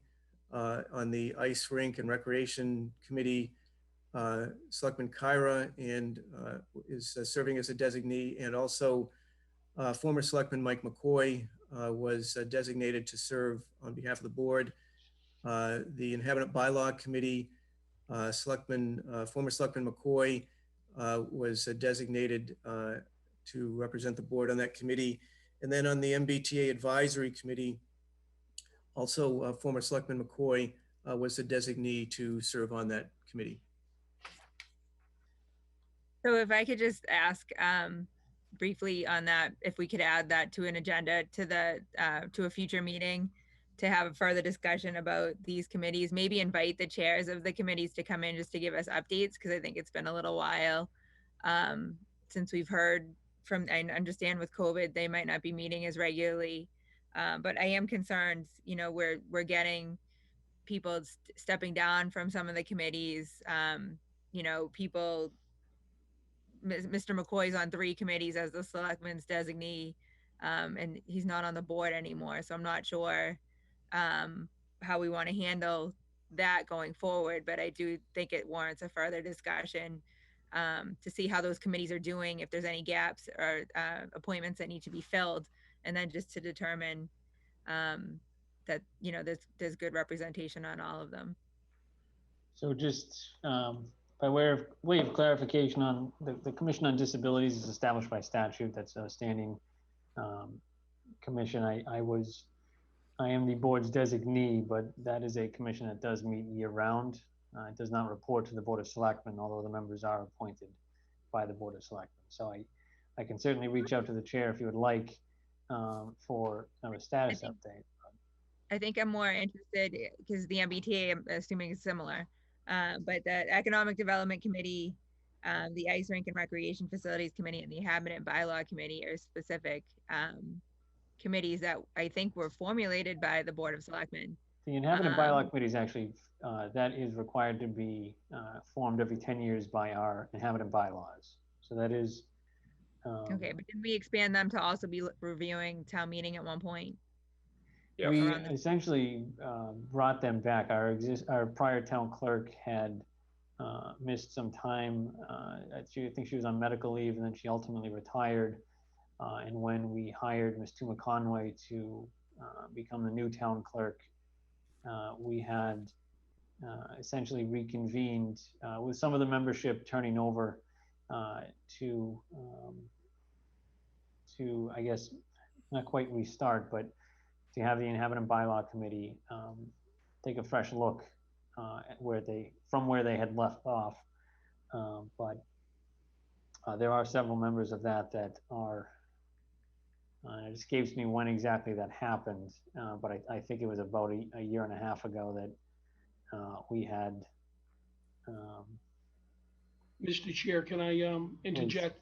When I was chairman, we had talked about establishing a town meeting committee, and that was going to take place. We were ready to roll on that, but it was suggested along the line that since the Inhabitant Bylaw Committee was reviewing the various bylaws associated with the town meeting, then why create a new committee? Just let's have them look at it, since we had a designee from each board member on that committee. So I believe that's how it turned into where the Inhabitant Bylaw Committee looked at it, rather than us creating another committee.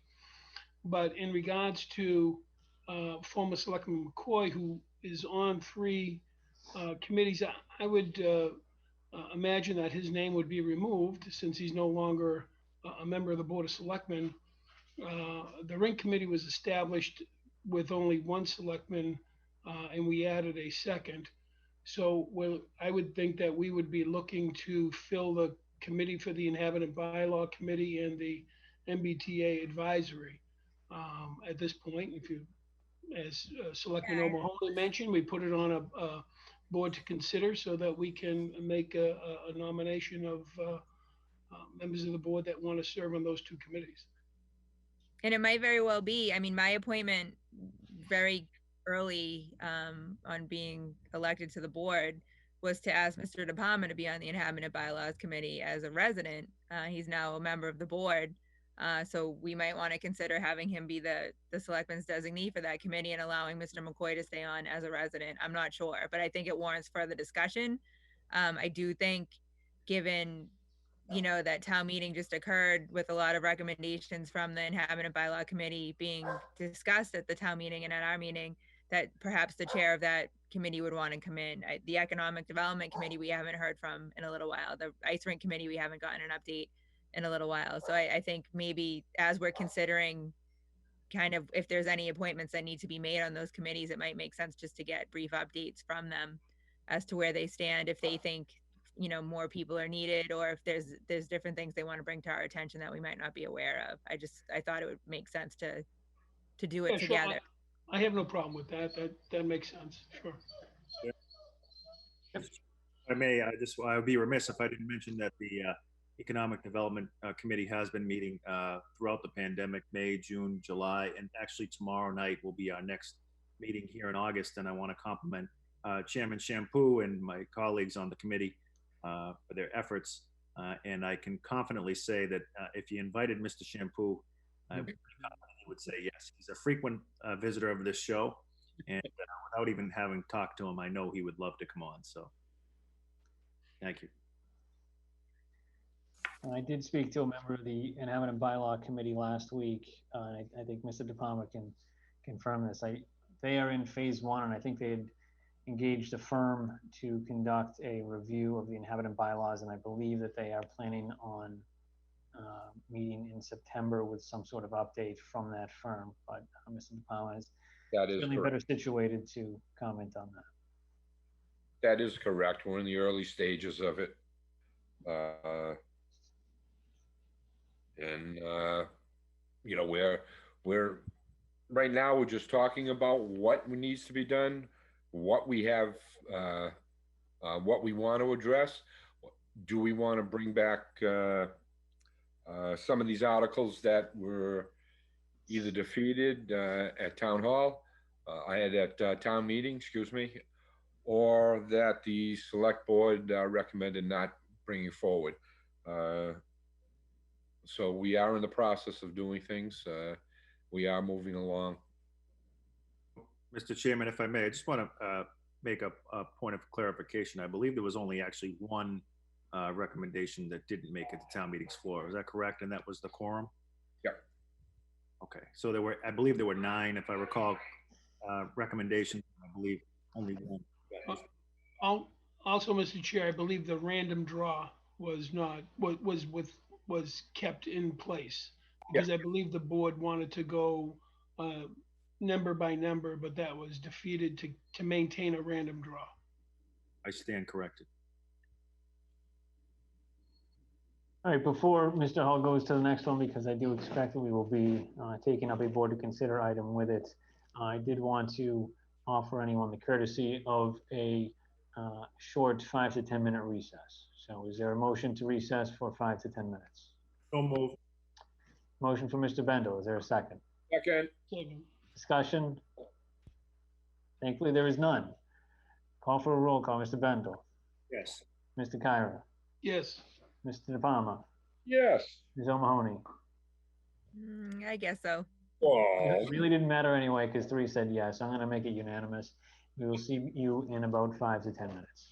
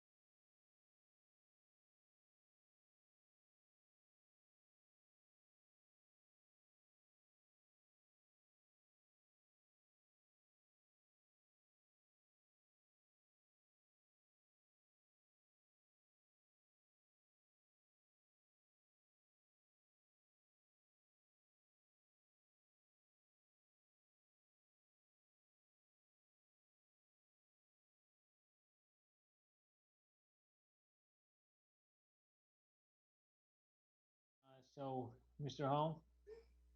Yes, so to keep. Mr. Chair, do we want to recess for another 10 seconds? That's how long is left in the basketball game between the Celtics and the 76ers. If it's 10 seconds in a basketball game, it'll last at least 7 minutes. Who's winning? The Bruins are the only game that matters right now. You got it. Boston's up by 8. Oh, good. All right. And how are the Bruins doing? They're down by 1, I think. Yeah. All right. This So the meeting is entirely out of order. Just for the record, I'm watching the meeting, okay? Mr. Hall, the next communication.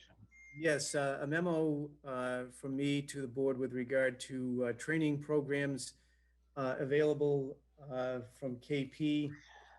This was a topic that former chair Greg Bendel, Chairman Bendel, had talked to me about just prior to his stepping down, and was continued with the current chair. So what was provided in your packet was information about the programs that KP provides, and there were some recommendations for potential programs.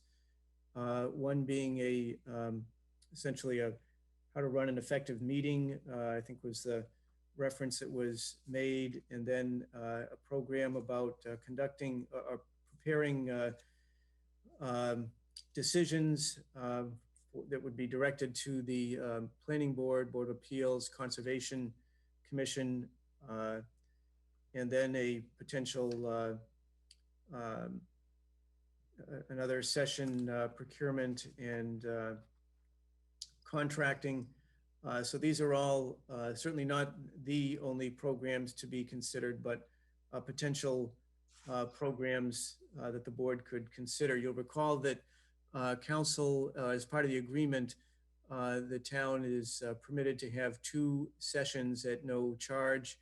I did have a conversation with Mark Rich earlier today, and he indicated that that they would allow us to use the 2 sessions that we never took advantage of in fiscal 20. So essentially that would kind of a one-time carryover, if you will. So I think what he was looking for is just some specifics with regard to the particular training, and then we can work out the timing. As I indicated to Mark, we would try to set it up in such a way that we do some of the training perhaps this fall, and clearly at this point it would continue to be virtual. That was one of the things he pointed out, because his staff is still operating virtually. But the idea would be to have perhaps a couple of sessions in the fall, and then a couple of sessions in the early part of 2021 to try to avoid any kind of a last minute situation in the last quarter of fiscal 21. Selectman Bendel, I know this this agenda item was at your request, so I'll allow you to kind of expound on what your request precisely is. Thank you, Mr. Chairman, and I want to be very clear, state publicly that my request here is was because of the last guy we had, and certainly no reflection on the current chair, who I think runs a very effective meeting. But at the time that we were discussing it, it was prior to the pandemic. Obviously, we ran into a pandemic, and so I would love to see if we could have some further trainings. I'm open to any and all, to be honest, but I think with a relatively very young board here, I think it would be beneficial to all. So I hope my colleagues will join me in supporting the idea of further training for this board. Thank you. Yeah, and I did want to add, so that the ones that that you and I and Mr. Hull had discussed, and certainly this is a board to consider item, so I'm interested to hear what our other colleagues think. But the running an effective meeting, well, that's not listed on the list of trainings that KP Law has on their website. They do have a how to conduct a flawless public hearing, which I imagine there's a fair amount of overlap with. And the other suggestion was writing sound decisions for planning boards, zoning boards of appeals, and conservation commissions. This is certainly not an indictment on anybody in particular or any of those boards or the commission, but rather a making sure that the trainings that we have negotiated to become a part of our contract with KP Law, that we are providing the support and expertise from town council to those boards in the commission, so that they are the beneficiary rather than simply just us. So, and Mr. Hull had suggested that the department heads or the designees may benefit from a procurement and contracting training as a refresher. So I'll open it up for discussion. Mr. Bendel, do you have anything else to add? I would just thank you, Mr. Chairman. I was looking at the list that was provided. Just two that stand out to me that I would be interested in. One being how to conduct a flawless public hearing, which I think we have a number of. And number two would be the effects of technology on the public records and open law. That's similar to some of the training we had, some of the members had in the past, but certainly I know I'm open to trying to always take in new information and try to be better selectmen if I can. Okay, Mr. Kyra? Mr. Chair, first I want to thank Mr. Bendel for saying that we're a young board on behalf of Gary DePalmer and myself. I appreciate that. I haven't been called young in a long time, so that's good. But I know the first meetings we had was the open meeting law and the public records law, which was very good and well attended. I would suggest that a conflict of interest seminar be held if that's possible as well. But whatever is taken up, you have many years ahead to add other topics. So, thank you. Mr. DePalma? I commend Mr. Bendel. I will take all of the above. Any of these seminars or workshops that they're planning on doing, I'd be more than happy to attend. And again, just thank you, Greg, for thinking of this and putting it together. I appreciate it, for one. Selectman O'Mahony? Sure. I like all of the suggestions, and I too would take any of them. I also appreciate that I'm included in the young side, Selectman Kyra, so thank you for that. Since I'm the bridge, I think. I liked the open meeting law and public records law training. I've had it in other forums, and I think it should almost be, I know we can't make anything mandatory, but I think anyone who's going to kind of do any type of work on a board should have that. So if there's a way to have that available, especially if there's a virtual option to have that available to newer members of boards, I think that would be helpful. I also thought that the private versus public ways might be a little too specific to offer to all of us, but I would definitely be interested in that training to learn a little bit more, since that's kind of something that's been on the list of things we've been looking at and trying to figure out. But any trainings that you can get us, I think would be beneficial. So thank you. Mr. Kyra had mentioned it. We had actually had KP Law out to do an open meeting law and public records law training in, I believe it was March of 2019. And I thought it was excellent. I do think that the effects of technology on public records and open meeting laws probably covers a lot of that same ground, and it also probably puts it in a it's probably the more natural next step, as public records, many of those laws were written when public records literally meant a physical piece of paper, and not all records certainly are on physical pieces of paper, but rather electronic at this point. So I would assume that at least the nuts and bolts of public records law and open meeting law would probably be covered on the effects of technology on the public records and open meeting laws.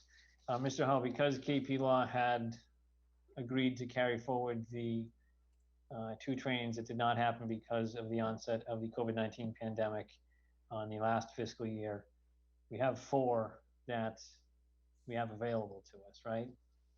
Mr. Chair, I'm sorry, but if I could just interrupt with one point, that'd be greatly appreciated. Sure. A thought occurs to me that with the upcoming MMA conference, which will be virtual this coming January, it's almost annually that they offer KPs there, and they offer this public records and open meeting law training, so that we may be able to kill 2 birds with one stone by, having folks attend that, and instead of actually bringing them in to do it. And that way we could maximize the trainings and we could get something else. And that's if we're still welcome at the MMA conference. But Corrupt.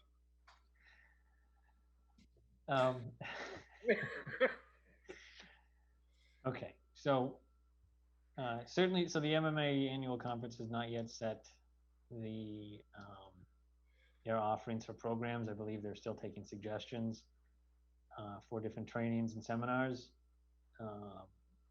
So what are you suggesting, Mr. Bendel, as a next step? Well, I would just simply say that I don't know if we should go with the open meeting law and public records request training. Although some people on this board have not had it yet, there will be other opportunities to have that training. In fact, I think I've seen it now a total of 3 times, whether it's the MMA conference, the new Selectmen conference, or here when we had it in 2019. So that's the only point I wanted to interject there. Okay. And I think I agree that the effects of technology will probably give kind of a brief overview as well. So I think it would make more sense to do the effects of technology on the public records and open meeting laws, especially given the fact that we're currently doing our meetings. I think might make sense. Okay, so I'm going through just what has been mentioned. We have 4 trainings that we can do, and we have 5 that have been mentioned. The effects of technology on the public records and open meeting laws, how to conduct a flawless public hearing, conflict of interest, procurement and tracting, private and public ways, municipal duties and liabilities, and also actually 6 with the writing sound decisions for planning boards, zoning boards of appeals, and conservation commissions. So if there are no objections from the members of the board, I think we could take up item number 17 on the agenda, the board to consider of the scheduling trainings by town council. And Mr. Chairman, if I might just add another comment, it would be that I would certainly be open to Mr. Hull's opinion on what he thinks the staff could use for training. I obviously understand that we won't be the only ones getting this training. And so, you know, if one of the 4 trainings that we're being availed is going to be beneficial to him and his staff, as well as this board, I would love to, you know, have him have some input. And I know he's already given you his thoughts. So the procurement, but certainly I'm open to that as well. And Mr. Chair, can I add, when we had the open meeting law and the public records law, that actually was counted as two seminars, so to speak. So we're allowed 2 a year. So one was the open meeting law, and the second one was the public records law. So if you're going to have the effects of technology on public records and open meeting law, you need to, I guess, clarify that with KP. Is it, you know, effects of technology on public records as 1, and effects on technology on open meeting law as 2? Because the way they did it when I was chair, they took the open meeting law and the public records as 2 seminars. Okay. All right. So. Good point. So and it was very long, by the way. It was very good. It was very good, but it was very long. So I would suggest that if it's going to be at that length, that the time be such that it doesn't start, you know, late, and maybe they can come on 2 separate occasions, because, you know, after about an hour, you lose your audience sometimes when you're giving a seminar. Not when you're having a selectmen's meeting, it's just when you're giving a seminar. Mr. Kyra, I'm suspecting that you may be lying to me. No, I'm good. I'm good. Okay, so that break came at the right time. Hoping to avoid another one. So at this point, I've seen no objection to taking up the board to consider item.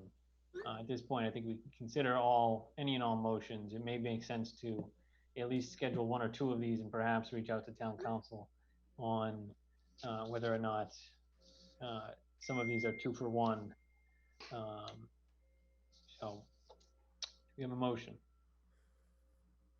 Mr. Chair, I'd make a motion that we, through the town manager, schedule some training for this board and other town employees for a future date in the fall.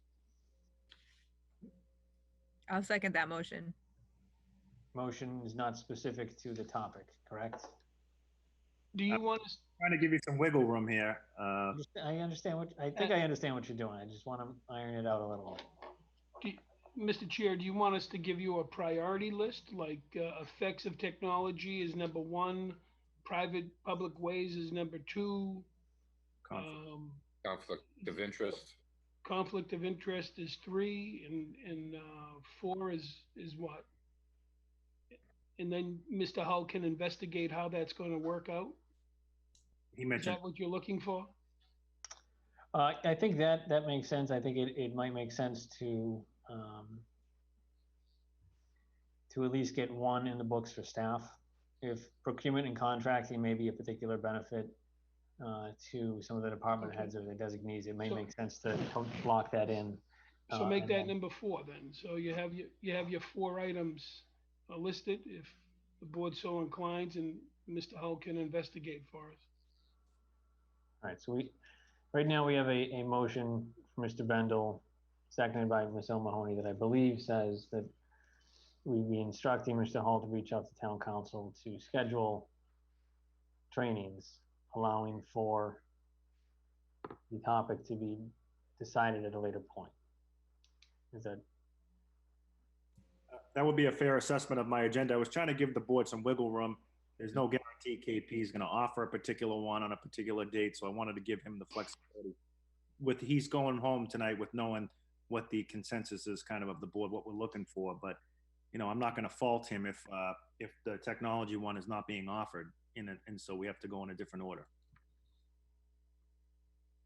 That's my motion. So, Mr. Chair, just to be clear, so it sounds like there's consensus around conducting the flawless public hearing, technology in the open meeting law and public records, conflict of interest, and then reserving 1 spot for procurement and contracting. If that is the sense of the board, I can investigate those and then follow up with a memo to the board. Further discussion, Mr. Bendel? I would leave comments open for my colleagues. I'd yield my time. Mr. Kyra? That's fine. I just wanted to, I had mentioned as Selectman O'Mahony had mentioned first, the private and public ways. I know that that's been a hot topic over the past year or so as one of the top 4, but that's just my, procurement and contracting is good. I don't think it's probably more for the employees at town hall and not for the board of selectmen. I would think. Right. We would like probably to see private and public ways, but however way, whatever way it works, whatever is best, I'm for. It's immaterial to me. Well, I will take a look at all of them with council. Yeah, I mean, KP Law may have a suggestion as well. If we give them those 5 items or 6 items, and they may tell you that they're prepared to do one and not the other, so that answers our, which one we do. Right. Selectman Palmer?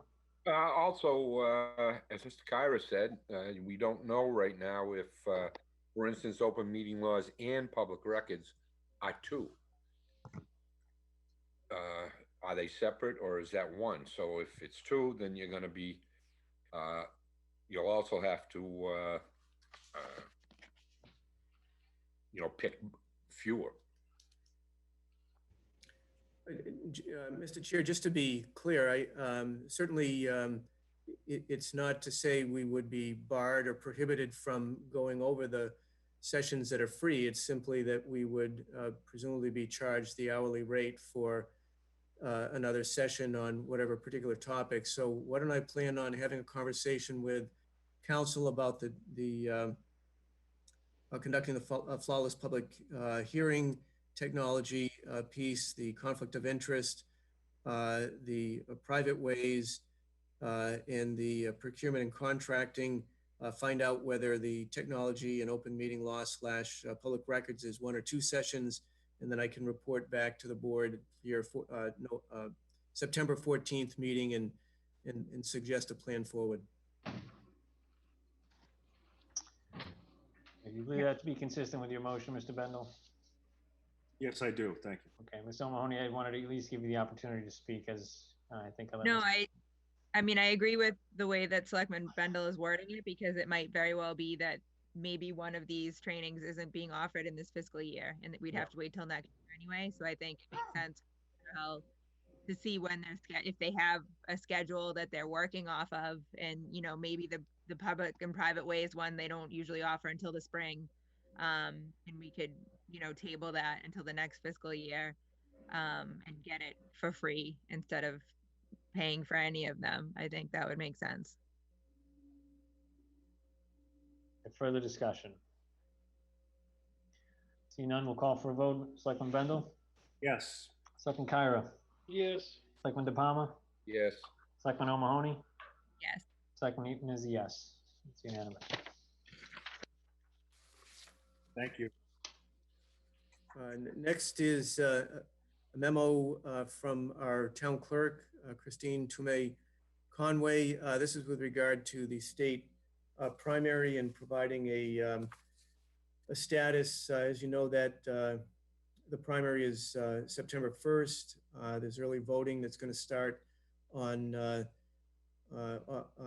August 22nd and run through the 28th. And actually, since I believe the town clerk is, she may still be on the call here. I'll let her provide any greater detail if Tina's still in the meeting. I'm here. Good evening. Evening. Hello. Good evening. I'm not gonna bore you guys with the details of the memos that you have in front of you. So I'll just give you a brief update on where we are with the state primary, and then answer any questions you have. So the state primary legislation has been passed by the state legislature to enlarge voting opportunities for folks during this whole COVID issue. So what they've done is they've greatly expanded the opportunity to vote by mail. They have put early voting in when it wasn't in the plans for the state primary. We will be open on Saturday and Sunday, the 22nd and 23rd. The 22nd is also the last day to register to vote. So on Saturday night, we will be at Town Hall until 8 o'clock, or in case anybody wants to come to register for an in-person registration. And really the word of the day is mailed in ballots, early ballot applications.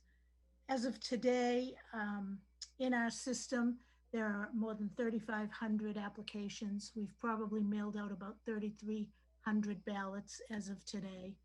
And, Chief Kavanaugh, if you're listening, you can't put anything in our office because we've got 20,000 ballots and everything else. So we're, it's a huge undertaking. The Recreation Department has been incredible in helping us out. They're down a little bit in terms of their work. So with Jeff's thanks to Jeff, and thanks to Karen Campbell, who came to us and said, hey, we can give you some bodies. And so they've been working really hard and helping us to process all of these applications and ballots. So I'll answer any questions you might have, but I think that it's going to be a slow election itself. It's traditionally a slow election. This election between the state, the presidential primary and the presidential election in the entire 4-year cycle, it is easily the least turnout election that there is in that 4-year cycle. I looked back in September of 2016, there was a 4.9% turnout for this election that's coming up on September 1st.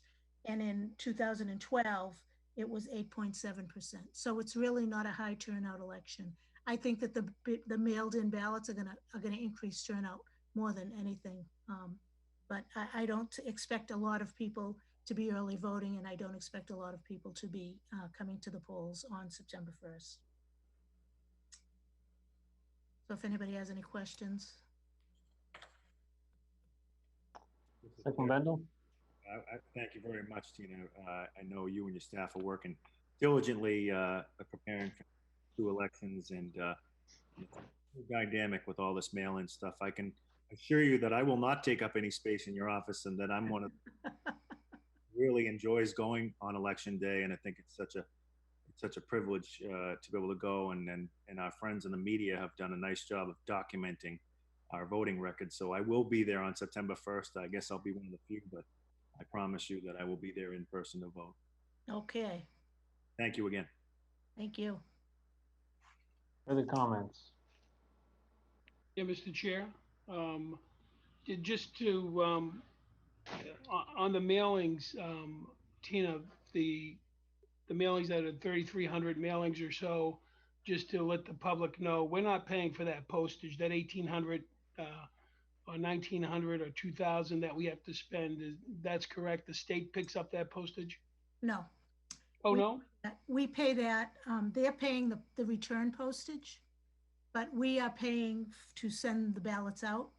Now, traditionally, when the legislature passes a law that puts a requirement upon municipalities, the state auditor ends up calling it an unfunded mandate and reimburses us. So we're keeping track of our expenses, but there's no guarantee there. It's not official, and it's on us. So, unfortunately. Okay, so we're paying for that postage. To send the ballots out. Yes. Send them out, okay. I thought it was the state. Well, the state is paying the return. We had our state delegation on the line. Geez, we lost our opportunity to hit them out. Okay, and when would you anticipate with 3,300 people that may vote by mail, or 35, whatever it may end up being? I'm sure that you probably can't announce a winner as you have traditionally done in the past. You have to count those ballots after the election. So I would, opening up the 3,300 mailing, when would you anticipate announcing the winner of the elections? A couple of days after? About 8:20 on election night. There won't be any difference. We'll process those ballots during the course of early voting. That's one of the other provisions they put in, is that we can actually process those ballots before election day. We can't run results, but we can run the ballots through the machines. So we'll be, through the course of the week of early voting, we'll be running ballots through the machine, and we'll hold, they haven't sent us the procedures yet, because, why do that? We're only going to start in 3 days. But anyway, we will be running ballots through, and probably at 8 o'clock on election night, we'll be running that tape for those ballots for each of the precincts. Okay. So you'll be putting them into the counter as you receive them? No. Okay. They have to put them in the envelope. They have to put them in the envelope as they do with early voting. And all of those mailed ballots are coming back in envelopes that identify who the voter is. We will process those. We put them into, we scan them in so that we have them in our system and know that we got the ballots back. But I don't know what the procedure is exactly, because they haven't told us yet. I hear there's a memo coming, but we will be opening those envelopes and running those ballots through the machine, not on election day, prior to election day. Well, that's what I said. The procedure. Well, yeah, but it's not as the voter votes and you put it in. It's I misunderstood what you were saying. So no, that's what I said. As the voter votes and you receive them, it sounds as if you're going to be putting them into the machine. Yes, but only after it's been processed. So on day you walk in, you vote, and you put your ballot into the machine. That's not the way it's going to work for early voting. They're still going to have to vote, put it into an envelope. We're still going to have to process the envelope, and then we'll open the envelopes up and we'll run the ballots through the machine. So going on, I think we're saying the same thing. I'm sorry. Okay, I hope so. What you said, I think so. And in the mailing ballots, when you mail them out, does the person say what precinct they're voting out of when you receive them back in? Well, we have their address. We know what precinct they are. When they apply, their application is immediately precincted. So we know what precinct the person is in based on their address. So we have to name their address. If they're unenrolled, they tell us what ballot they want. And a lot of this is done through technology. I mean, we can print labels with barcodes to identify the voters, and we can scan them in and out, and it makes it quicker, which you need because of all these numbers. But we know exactly who the voter is, and until we separate that ballot that has the name and signature on it from the envelope that has the name and signature on it from the ballot. Okay. Well, I'll be in to vote. It sounds too confusing to me. Well, you don't have to do any of it. That's all up to us, but okay, you can come in to vote and say hello to us that day. All right. Thank you. Thank you. Mr. Palmer. See, again, the clerk's office has done a phenomenal job. I commend you. Your staff. You're always there and prompt with everything. Understanding how the voting is going to go with early voting and everything. I think you've been very clear with, and I just want to thank you for, again, showing people what Wilmington's departments can do. Thank you. Thank you. Selectman O'Mahony. Yeah, Tina, just, what they're all saying, thank you so much. I know these are kind of crazy times, and you're dealing with things in ways that you never had to deal with them before.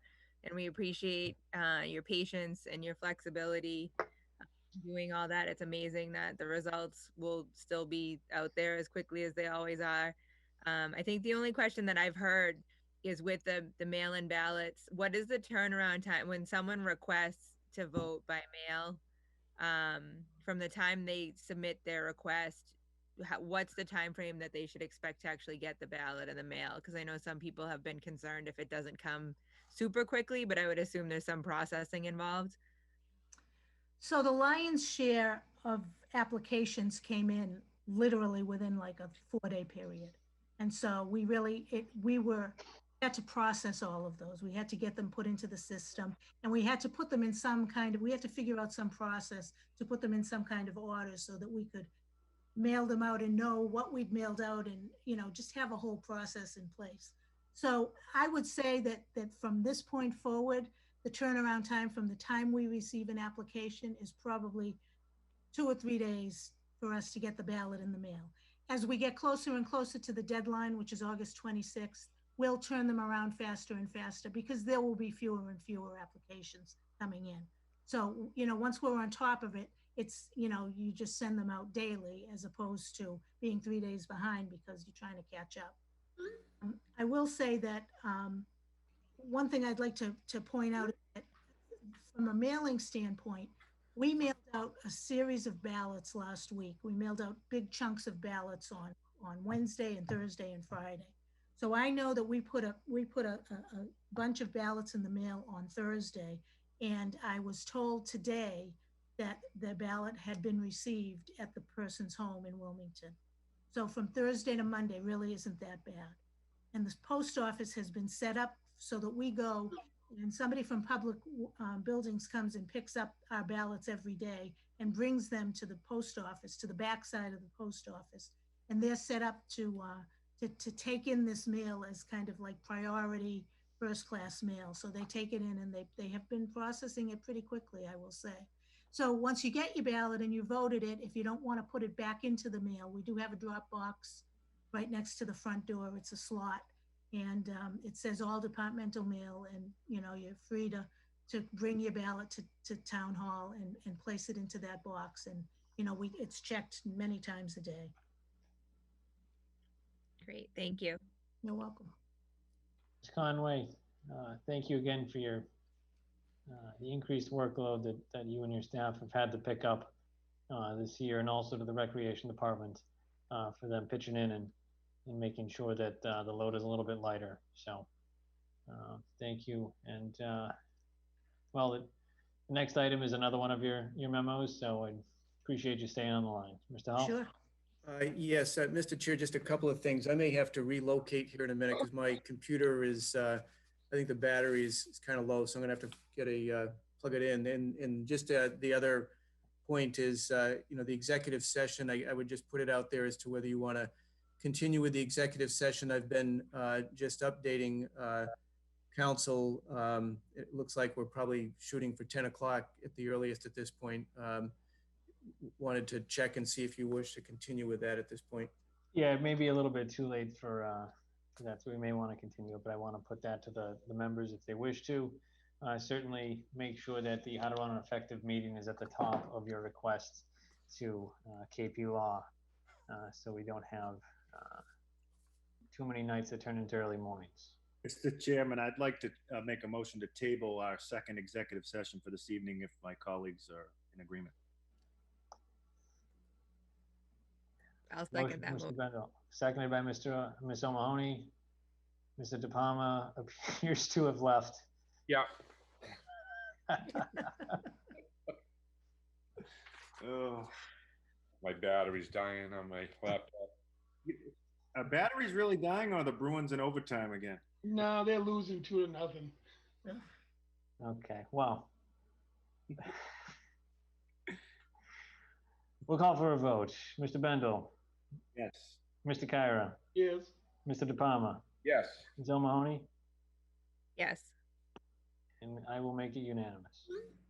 Mr. Howell, if you want to reach out to council on that, yes, would be appreciated. If you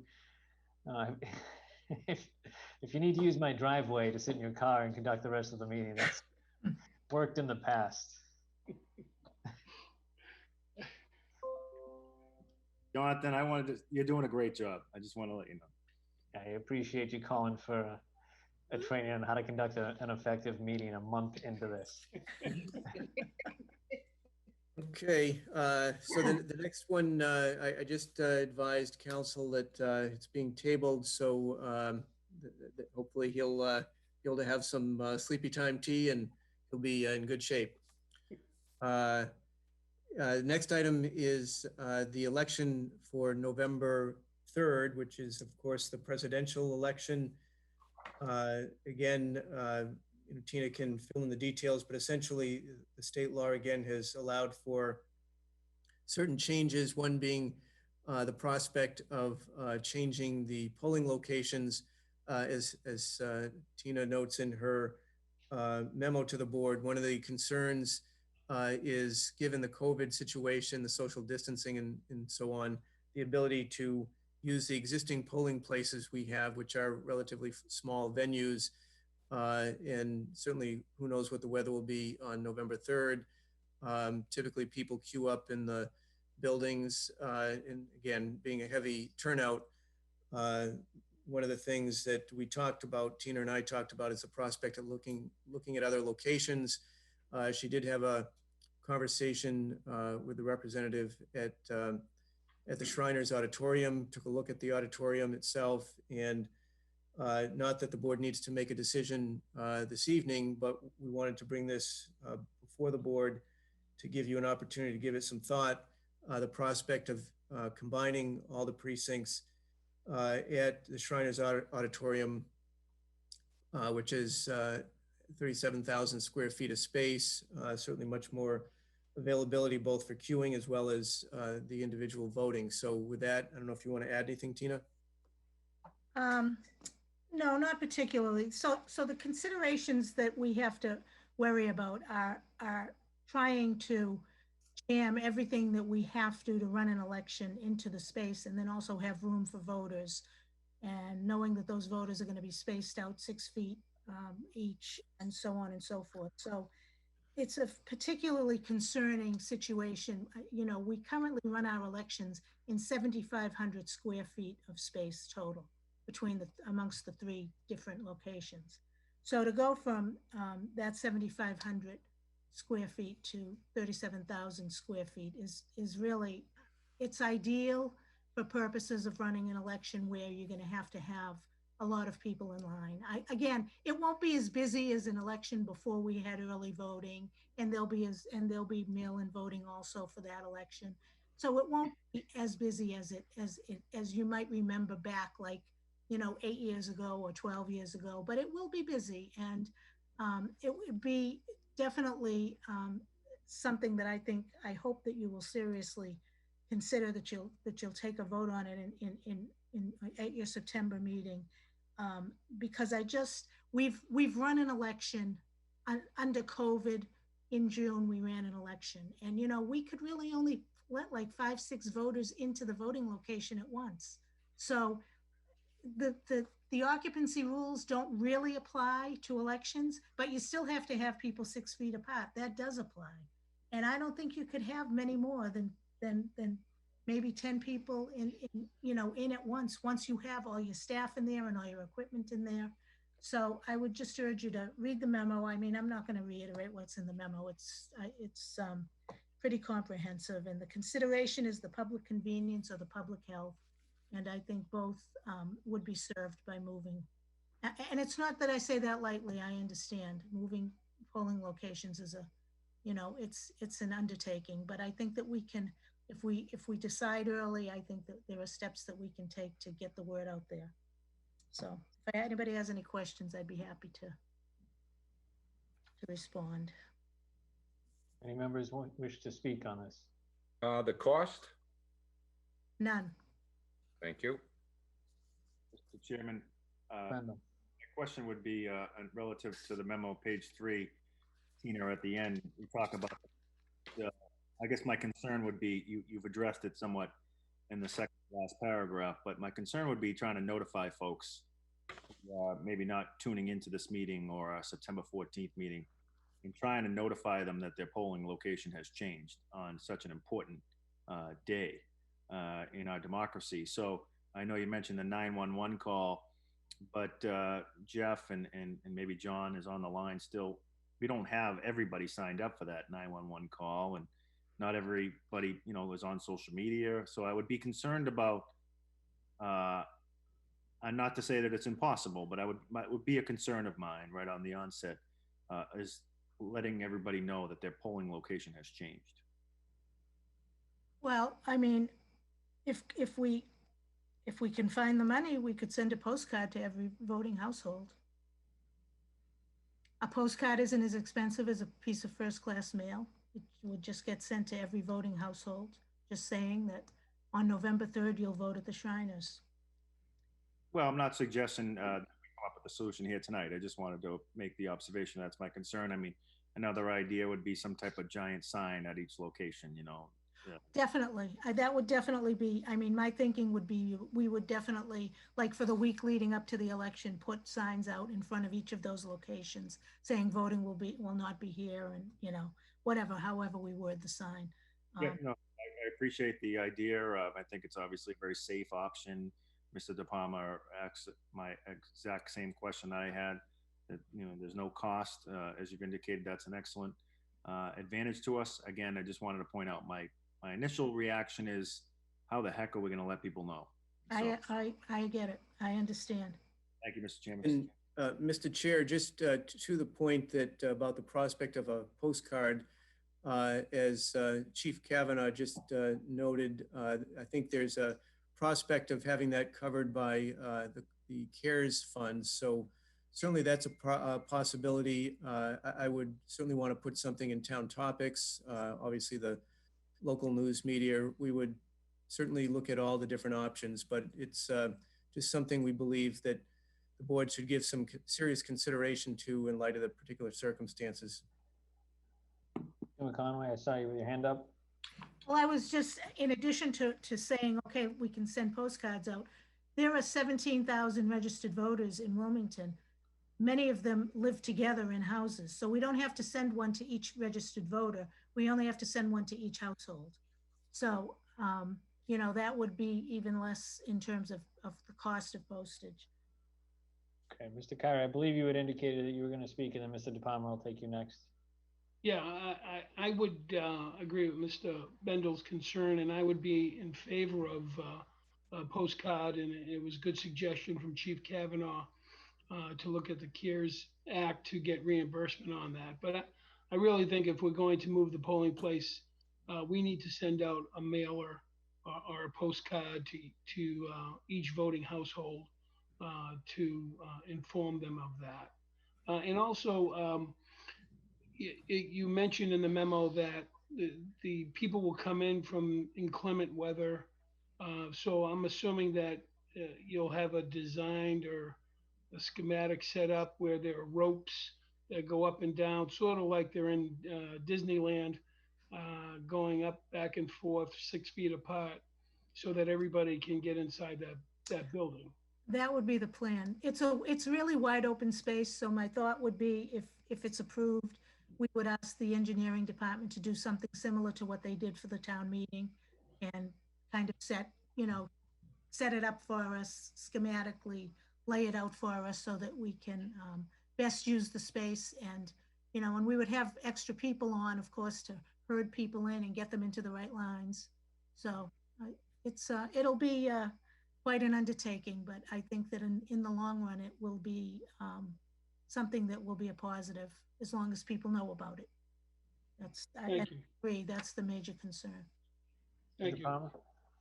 Yeah, just on notifying people, we also have electric signs we can use on the roadways, informing the residents of Wilmington that all voters will be voting from the Shriners Center. Just another way of notifying is all I'm thinking about. Yep. To keep everyone informed and, put them out early. Just another way, that's all. Thank you.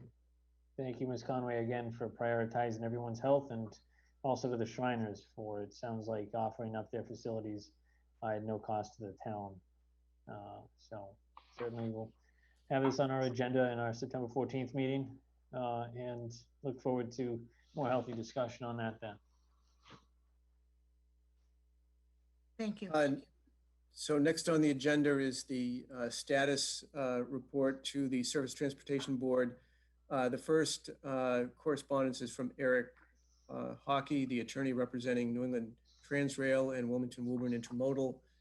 And it's essentially similar to the previous updates. There's not there has not been any activity going on, any communication between the town and these folks to date. It's noting that the alternative proposal to the NET involves warehousing and bulk storage, and that they're awaiting the EPA plan before moving forward. So I would expect at some point over the next few months, once the EPA decision gets finalized, that we may be hearing from them.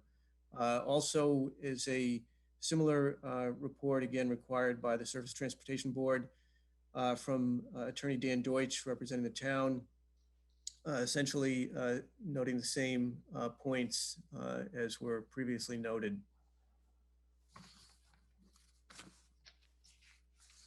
We have correspondence from Paula Looney. This is directed to me with regard to a final boundary validation program.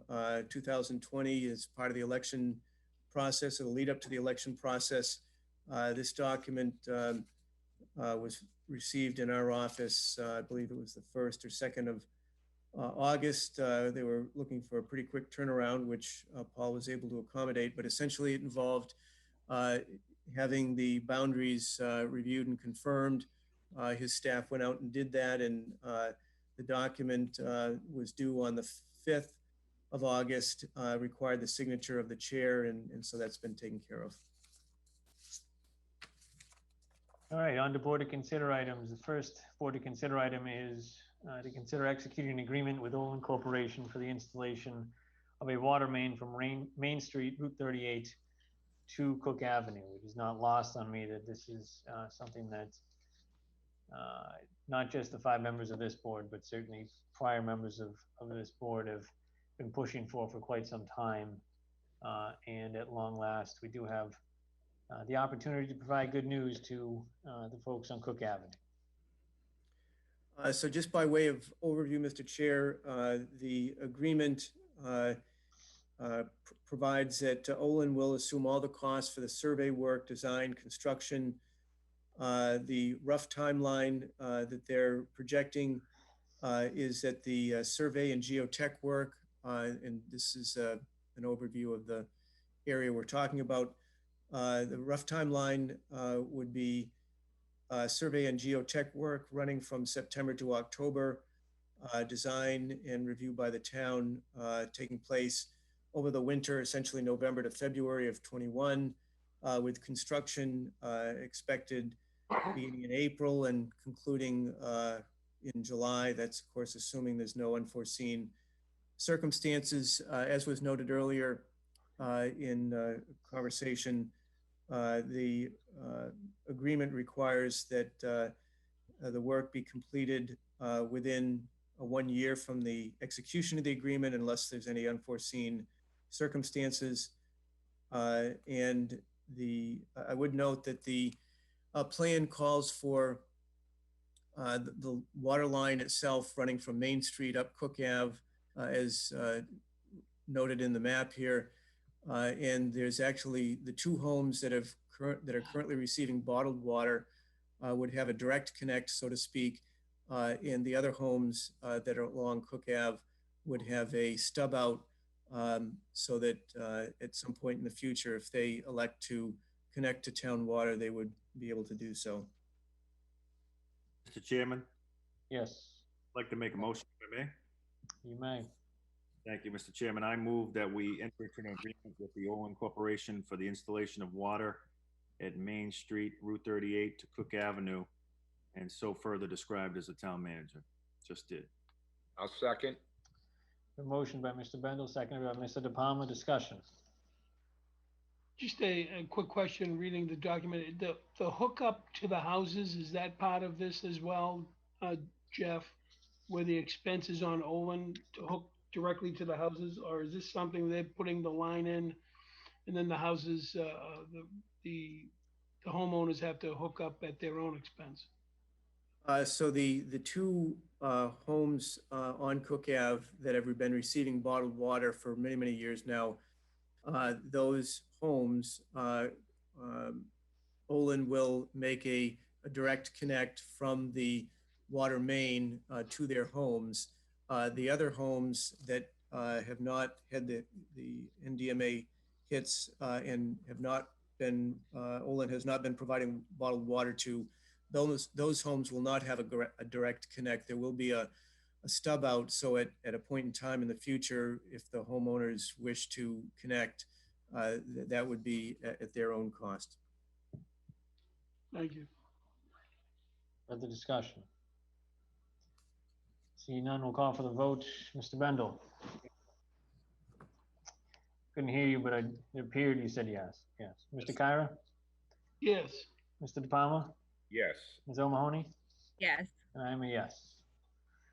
Next board to consider item is the request of Christine Tuma Conway, the town clerk, to appoint additional election workers for 2020. There is a supplemental list for the September 1, 2020 state primary that was in our packet.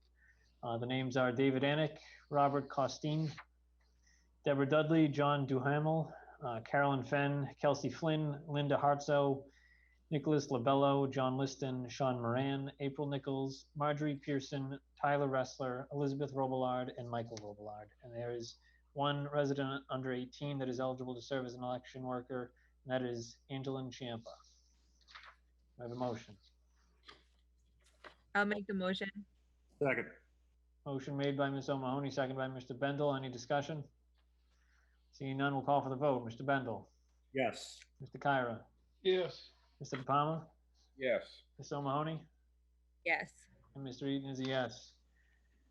Our next board to consider item is a request of Mr. Samaglia, the Director of Veteran Services, to use the 4th of July parking lot for the purpose of queuing a patriotic rolling parade on Wednesday, September 2nd, 2020. The significance of September 2nd, 2020 is the 75th anniversary of VJ Day, or the Victory Over Japan Day. Is the day on which the Imperial Japan surrendered, ending hostilities in World War II. The Mr. Samaglia's request had indicated that had school been in session, that they would be using the aisles of the parking lot on in the 4th of July parking lot. That not being the case, they will have their run of the place. So I will entertain a motion. So moved. Mr. Chair, I'll second the motion, and I think you skipped number 8. So we need to go. You're done. Oh, that's right. Yes. But I second this motion. I will Vote on move this. back. Thank you, Ms. O'Mahony. So it's motion made by Mr. Bendel, seconded by Ms. O'Mahony. Any further discussion? Seeing none, Mr. Bendel, Yes. Mr. Kyra, Yes. Mr. De Palma, Yes. and Ms. O'Mahony, Yes. and Mr. Eaton will make it unanimous. So, looping back to agenda item number 8, board to consider signing the warrant for the state primary. The primary is to be on the first day of September 2020 from 7 a.m. to 8 p.m. For the following seats: a senator in Congress for the Commonwealth, representative in Congress for the 6th District, a councilor for the 5th District, a senator in the General Court for the 1st Essex and Middlesex District, a representative in the General Court for the 19th Middlesex District, a representative in the General Court for the 21st Middlesex District, and a register of probate for Middlesex County. Precincts 1 and 2 will be at the Beltwell Early Childhood Center. Precincts 3 and 4 will be at the Wildwood Street School, and precincts 5 and 6 will be at the Town Hall, 121 Glen Road. Do I have a motion? Motion. Motion by Mr. De Palma, Second it. seconded by Mr. Bendel. Further discussion? Seeing none, Mr. Bendel, Yes. Mr. Kyra, Yes. Mr. De Palma, Yes. Ms. O'Mahony, Yes. Mr. Eaton's a yes. It's unanimous. All right, back on track. Board to consider item number 10, illuminating the town common in gold during the month of September in observance of Childhood Cancer Awareness Month. So The American Childhood, I'm sorry? Forgive me, I jumped ahead of you. I was trying to move the motion, but sorry for interrupting. Mr. Bendel, you're out of order. Yes, I am. The American Childhood Cancer Organization does, as declared September as Childhood Cancer Awareness Month. I had reached out to the town manager to try and follow up with the Department of Public Health in Massachusetts for an update on the childhood cancer study that we had last received an update last October. Unfortunately, Mr. Hull had not received an update as of time that we had finalized the agenda and didn't have anything to include in our packet, but we do have a little bit of news there. The peer review period has ended and ended in February of this year. The internal review that followed was a bit delayed because of the COVID-19 pandemic, but is ongoing. The Department of Public Health is still discussing how to release the study results, and also is hoping to host a meeting with key stakeholders, which they describe as families in Wilmington that participated in the study, as well as town officials. No date has been set to that. Mr. Hull has followed up to try and get a better sense as to when we can expect some of those, both the study results being released, as well as a meeting for the families that participated in town officials. And I anticipate that there will be more news on that front in the days and weeks to come. So, Mr. Chair, if I could, so I did at your request ask as a follow-up to the response from Alicia Frazier about a more specific time frame in terms of when these things would be happening. And she responds, I will be in touch with your office and the Board of Health about release plans for the study once the internal review is completed, at which time I will be able to formulate a timeline for briefings with your office and the other stakeholders. So that's kind of where we are. okay. So I thought, seeing as though this was really a very Olin-centric meeting, that it would be appropriate that we light up the common gold in observance of Childhood Cancer Awareness Month. Do I have a motion? There has been a anonymous donor who would be covering the cost of changing lights to gold for that month. So moved, Mr. Chair. Mr. Kyra is a motion. Is there a second? Second. Second by Ms. O'Mahony. Discussion? We will call for the vote. Mr. Bendel? Yes. Mr. Kyra? Yes. Mr. De Palma? Yes. Ms. O'Mahony? Yes. Mr. Eaton is a yes. It's unanimous. The next board to consider item is a request from Khalid Hazama of Tony's Ice Cream to obtain a hawk and pedal license to sell ice cream. Mr. Kyra, you had asked our health director earlier in the meeting if Mr. Hazama, if this was granted, if he would be required to wear a mask and wear gloves and observe proper protocol given the circumstances. And I believe Ms. Newhouse's response was that he would need to obtain a food license from her. We have recommendations from Chief Desmond, who recommends renewal, and we have a recommendation from Ms. Newhouse, which is also to recommend approval of this renewal application for a permit to hawk and pedal for Mr. Hazama. I have a motion. So moved. Motion by Mr. Kyra, seconded by Mr. De Palma. Further discussion? Seeing Yeah, none. he should be here giving us ice cream. That's not how this works. Mr. Hull, you may want to reach out to KP Law for another training. We purchase. All right, we'll call for the vote. Mr. Bendel? Yes. Mr. Kyra? Yes. Mr. De Palma? Yes. Ms. O'Mahony? Yes. And I am a yes, it's unanimous. Next board to consider item is a request to change the name on the flammable license from ATI Realty LLC to 100 Eames Street LLC for the property located at 100 Eames Street. And your packet was the application for an amended license. We do have some approvals. The town clerk says there is no issues from the clerk's office, and the fire chief responds that there is no issues on his end. Promotion. So moved. Second. Motion by Mr. Kyra, seconded by Mr. Bendel. Discussion? Seeing none, Mr. Bendel? Yes. Mr. Kyra? Yes. Mr. De Palma? Yes. Ms. O'Mahony? Yes. And I am a yes, it's unanimous. For the next two board to consider items, they are to consider designees to serve on different committees related to recommending owners, project managers, one for the town hall, school administration building, and another for the senior center. Just as a point of order before we get going, this will be by open nomination. Nominations do not need to be seconded. If there is only one nominee, I will allow for some discussion and a vote, which would be yay or nay.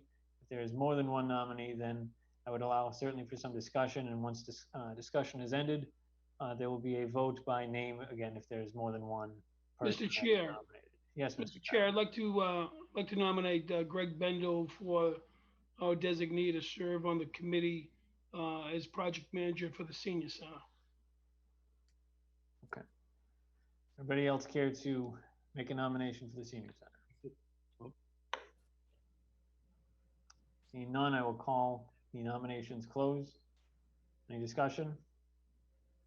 Seeing none, we will call for a vote. Mr. Bendel?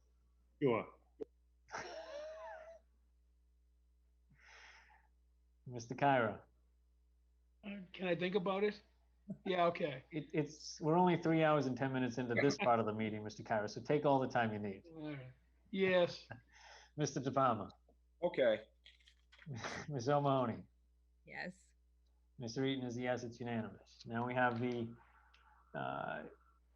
Mr. Chair. designee for the town hall and school administration building. Mr. Chair, I'd like to nominate Mr. Kyra, please. What are you getting back at me? Any other nominations? Seeing none, I will call nominations closed. Any discussion? Seeing none, we'll call for a vote. Mr. Bendel? Yes. Mr. Kyra? Yes. Mr. De Palma? Yes. Ms. O'Mahony? Yes. And I am a yes, it's unanimous.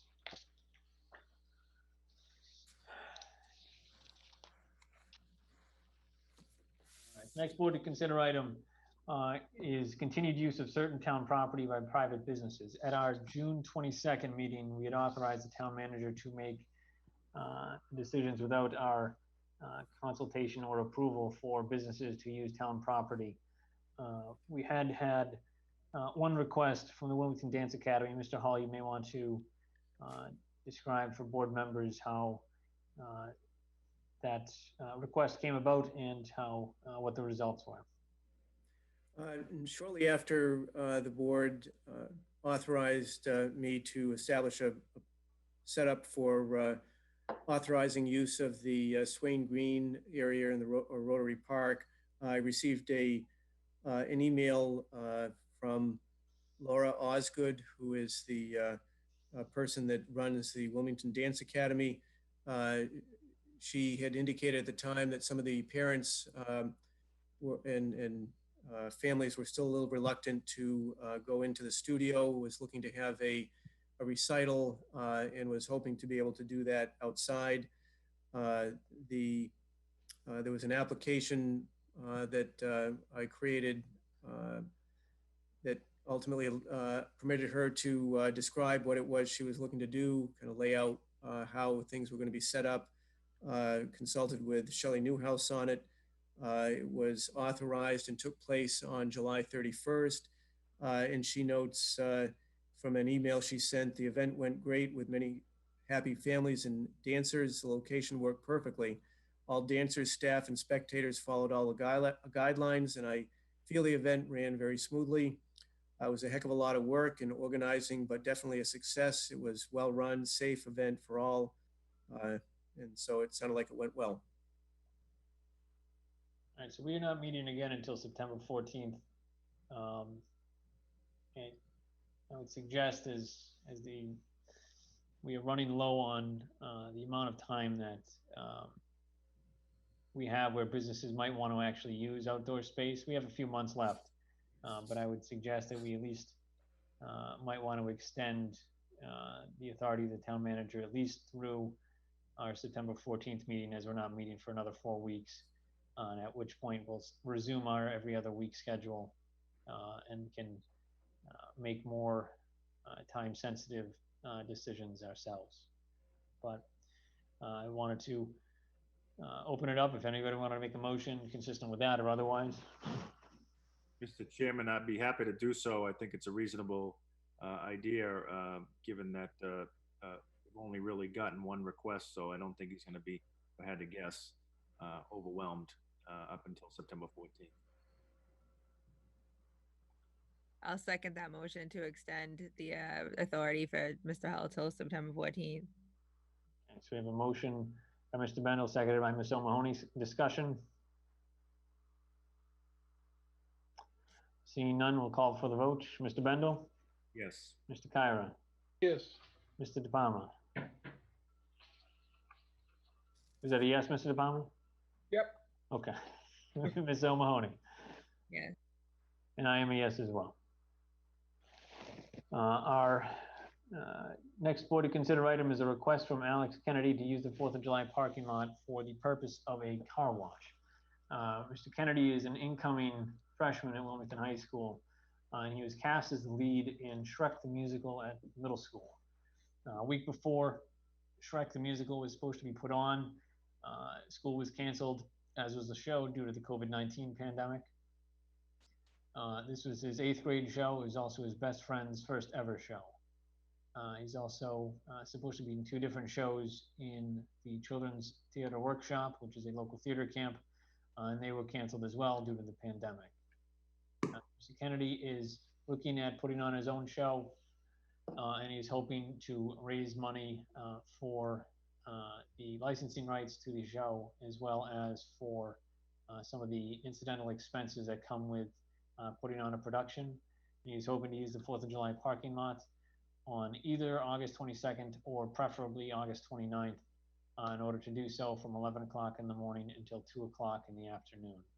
I did speak to Jason Kennedy, who is Alex's father, who's understandably very proud of the initiative that his son has taken to make lemonades out of the lemons that his son has been dealt, as of all of us, in the last several months. and Mr. Kennedy has assured me that his son and the friends of his that would be conducting this would certainly be very well chaperoned, so that this would not be a bunch of, I suppose, incoming freshmen that were, I guess, operating without any kind of supervision. So I would entertain a motion. He's stated a preference for August 29th, and I would entertain a motion that we permit Mr. Kennedy to do so, with the caveat that Ms. Newhouse, at Mr. Kyra's questioning, had suggested that we have Mr. Kennedy reach out to Ms. Newhouse for some guidance on how to safely conduct this car wash.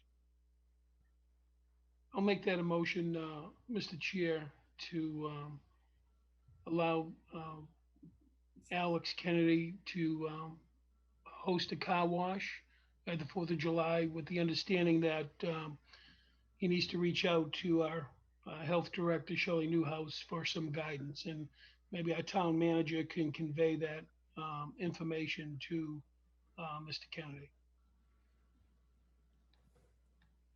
Okay, we have a motion. We have a second.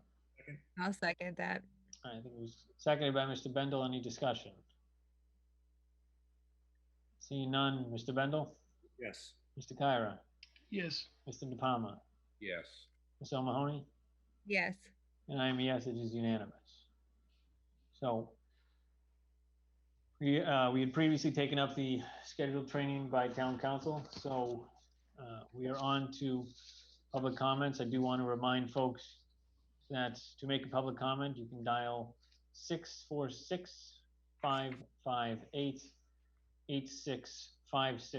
The meeting ID is 810-2878-3396. You press pound and then pound again. You can then raise your virtual hand by pressing *9.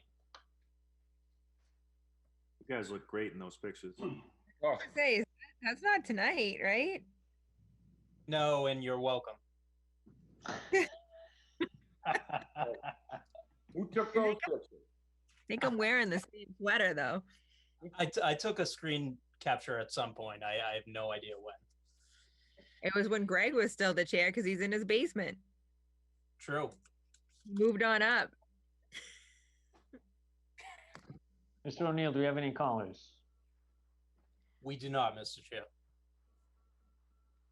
All right, I'll give it another minute, just in case anyone wants to call in.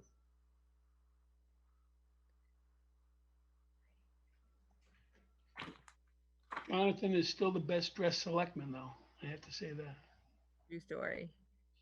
I'm hoping someday I'll get a in-person picture of you guys. We could do glamour shots at a hopefully soon to come meeting.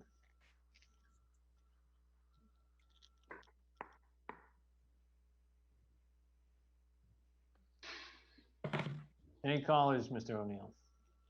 No callers, Mr. Chair. All right, we'll give it another 30 seconds or so.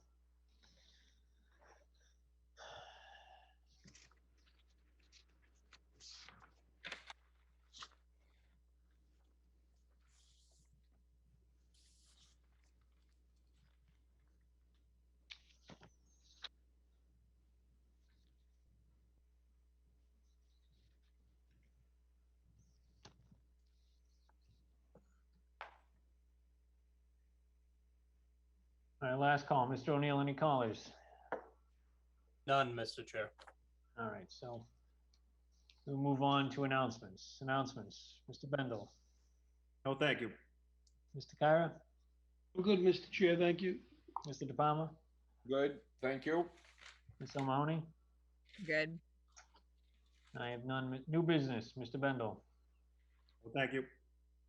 Mr. Kyra? I'm all set, thank you. Mr. De Palma? All set, thank you. Ms. O'Mahony? Good. Thank you.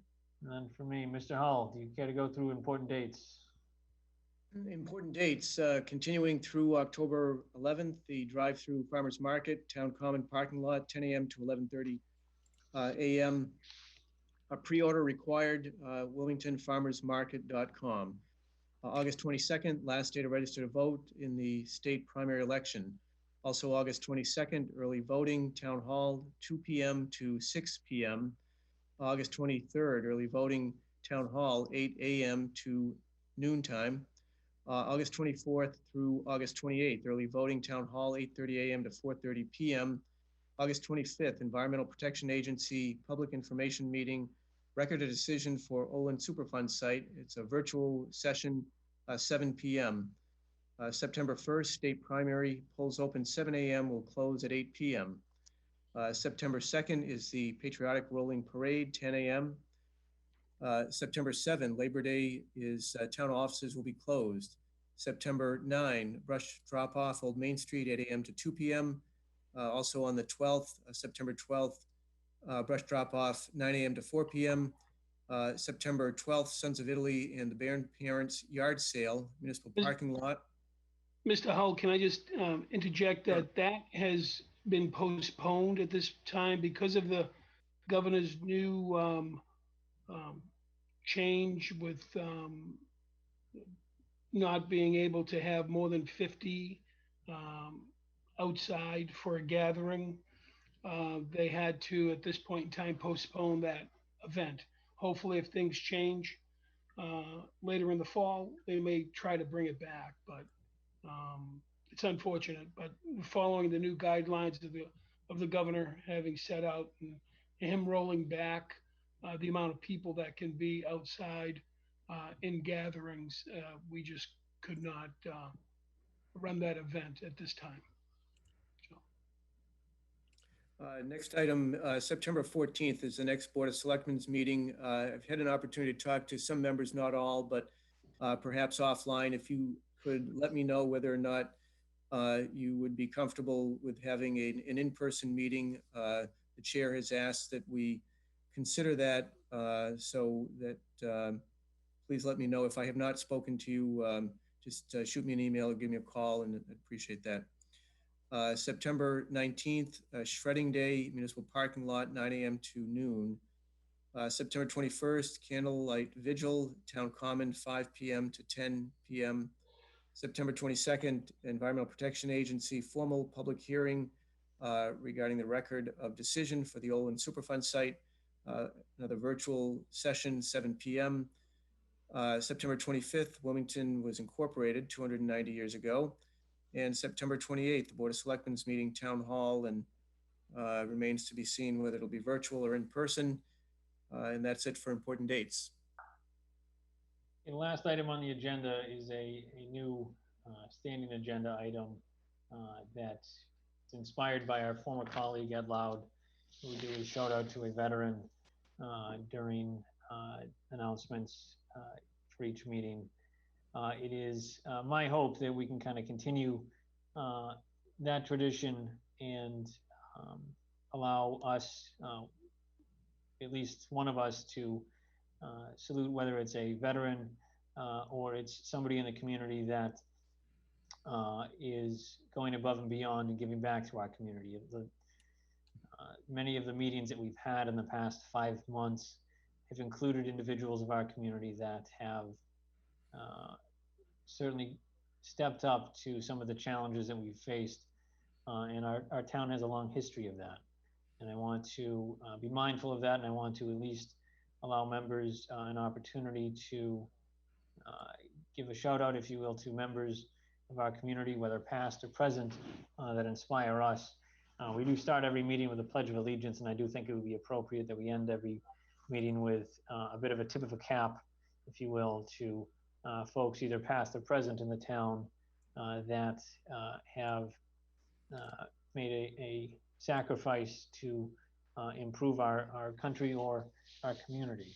I did reach out to our Veteran Services Director, Mr. Smaglia, and he provided me with the following summary of Elmer Drew, who, as we all know, was killed on D-Day. What Mr. Smaglia has sent is Elmer Drew was in high school, months away from his 18th birthday, when he joined the U.S. Navy in the spring of 1944. Immediately embarked to England, he arrived with 100 other S2Cs on May the newly formed Naval Combat Demolition Unit. Specifically, he was assigned with 2 other arrivals to augment the undermanned NCDU 46 under the command of Ensign John Bussell. Along with members of the 299th Engineer Combat Battalion, NDCU 46 would form the crew Gap Assault Team 11. In the pre-dawn hours of June 6, 1944, the 40-man crew on boat 11, a landing craft, mechanized, were aboard the landing ship tank, towing their LCM when the tow ship began to take on water. As the LST floundered, Gap Assault Team 11 quickly transferred in pitch blackness to their LCM, which would take them to the beaches of Normandy. According to the invasion plan, Omaha Beach was divided into 10 sectors, and Gap Assault Team 11 was to land on the Easy Red sector at H hour +3, which is 6:33 a.m. Their task was literally to create gaps in the obstacles, hedgehogs, Belgian gates, and mine-capped ramps and stakes. To accomplish this task, the demolition train team members carried the Hagginson packs containing 2-pound demolition charges of C2 explosives and Primacord. Elmer Drew and the other new arrival team members, untrained in demolition, were assigned as coxswains for the LCM's rubber boats. Rubber boats were loaded up to 500 pounds of the team's additional demolition charges and Primacord. On June 6, 1944, at 6:33 a.m., Boat 11 hit the Easy Red sector of Omaha Beach and dropped its ramp. According to Chief Machinist Mate Jerry Markham, a member of NDCU 46, the men were met with a fusillade of murderous machine gun fire. In addition to the beach obstacles, the Oberkommando der Wehrmacht, the German High Command, had spent years fortifying the Norman coast. Especially fortified were the draws, the exit off the beaches, that led to the commanding overlooks. To protect these exits, the Germans had constructed Widerstandsnestern, abbreviated WD, German for resistance nests. What lay in front of Boat 11 at Easy Red was a St. Laurent draw. What sat to the left was WD-64 and to the right, WD-65. WD-65 was more heavily fortified and featured a concrete casemate armed with a 5-centimeter anti-tank gun that could cover the beach with enfilading fire. 2,000 meters east was the even more heavily fortified WD-62, featuring 2 casemates emplaced for enfilading fire and equipped with 7.62-centimeter guns. Together, they could bracket the entire Easy Red sector with withering fire, and their design made them nearly impervious to attack from the sea, even by naval bombardment. As the Army engineers disembarked ahead of NDCU 46, they were cut down by raking gunfire. Soon, however, mortars and artillery, probably the aforementioned casemated anti-tank guns of WD-62 and WD-65, zeroed in on Boat 11 and the Gap Assault Team. As Seaman Drew and the other coxswains struggled to drag a rubber boat ashore, an artillery round struck and set off its demolition charge cargo. Nearly the entire team was killed, including NDCU 46 Commander Ensign Bussell and Seaman Drew. CMM Markham, who survived and was awarded the Navy Cross for actions that morning, later in life described finding Ensign Bussell's body riddled with shrapnel and floating face down in the water. Seaman Drew, however, was not immediately identified. It was not until July 19, 1944, that his mother, Wavy Drew, was informed of Elmer being killed in action.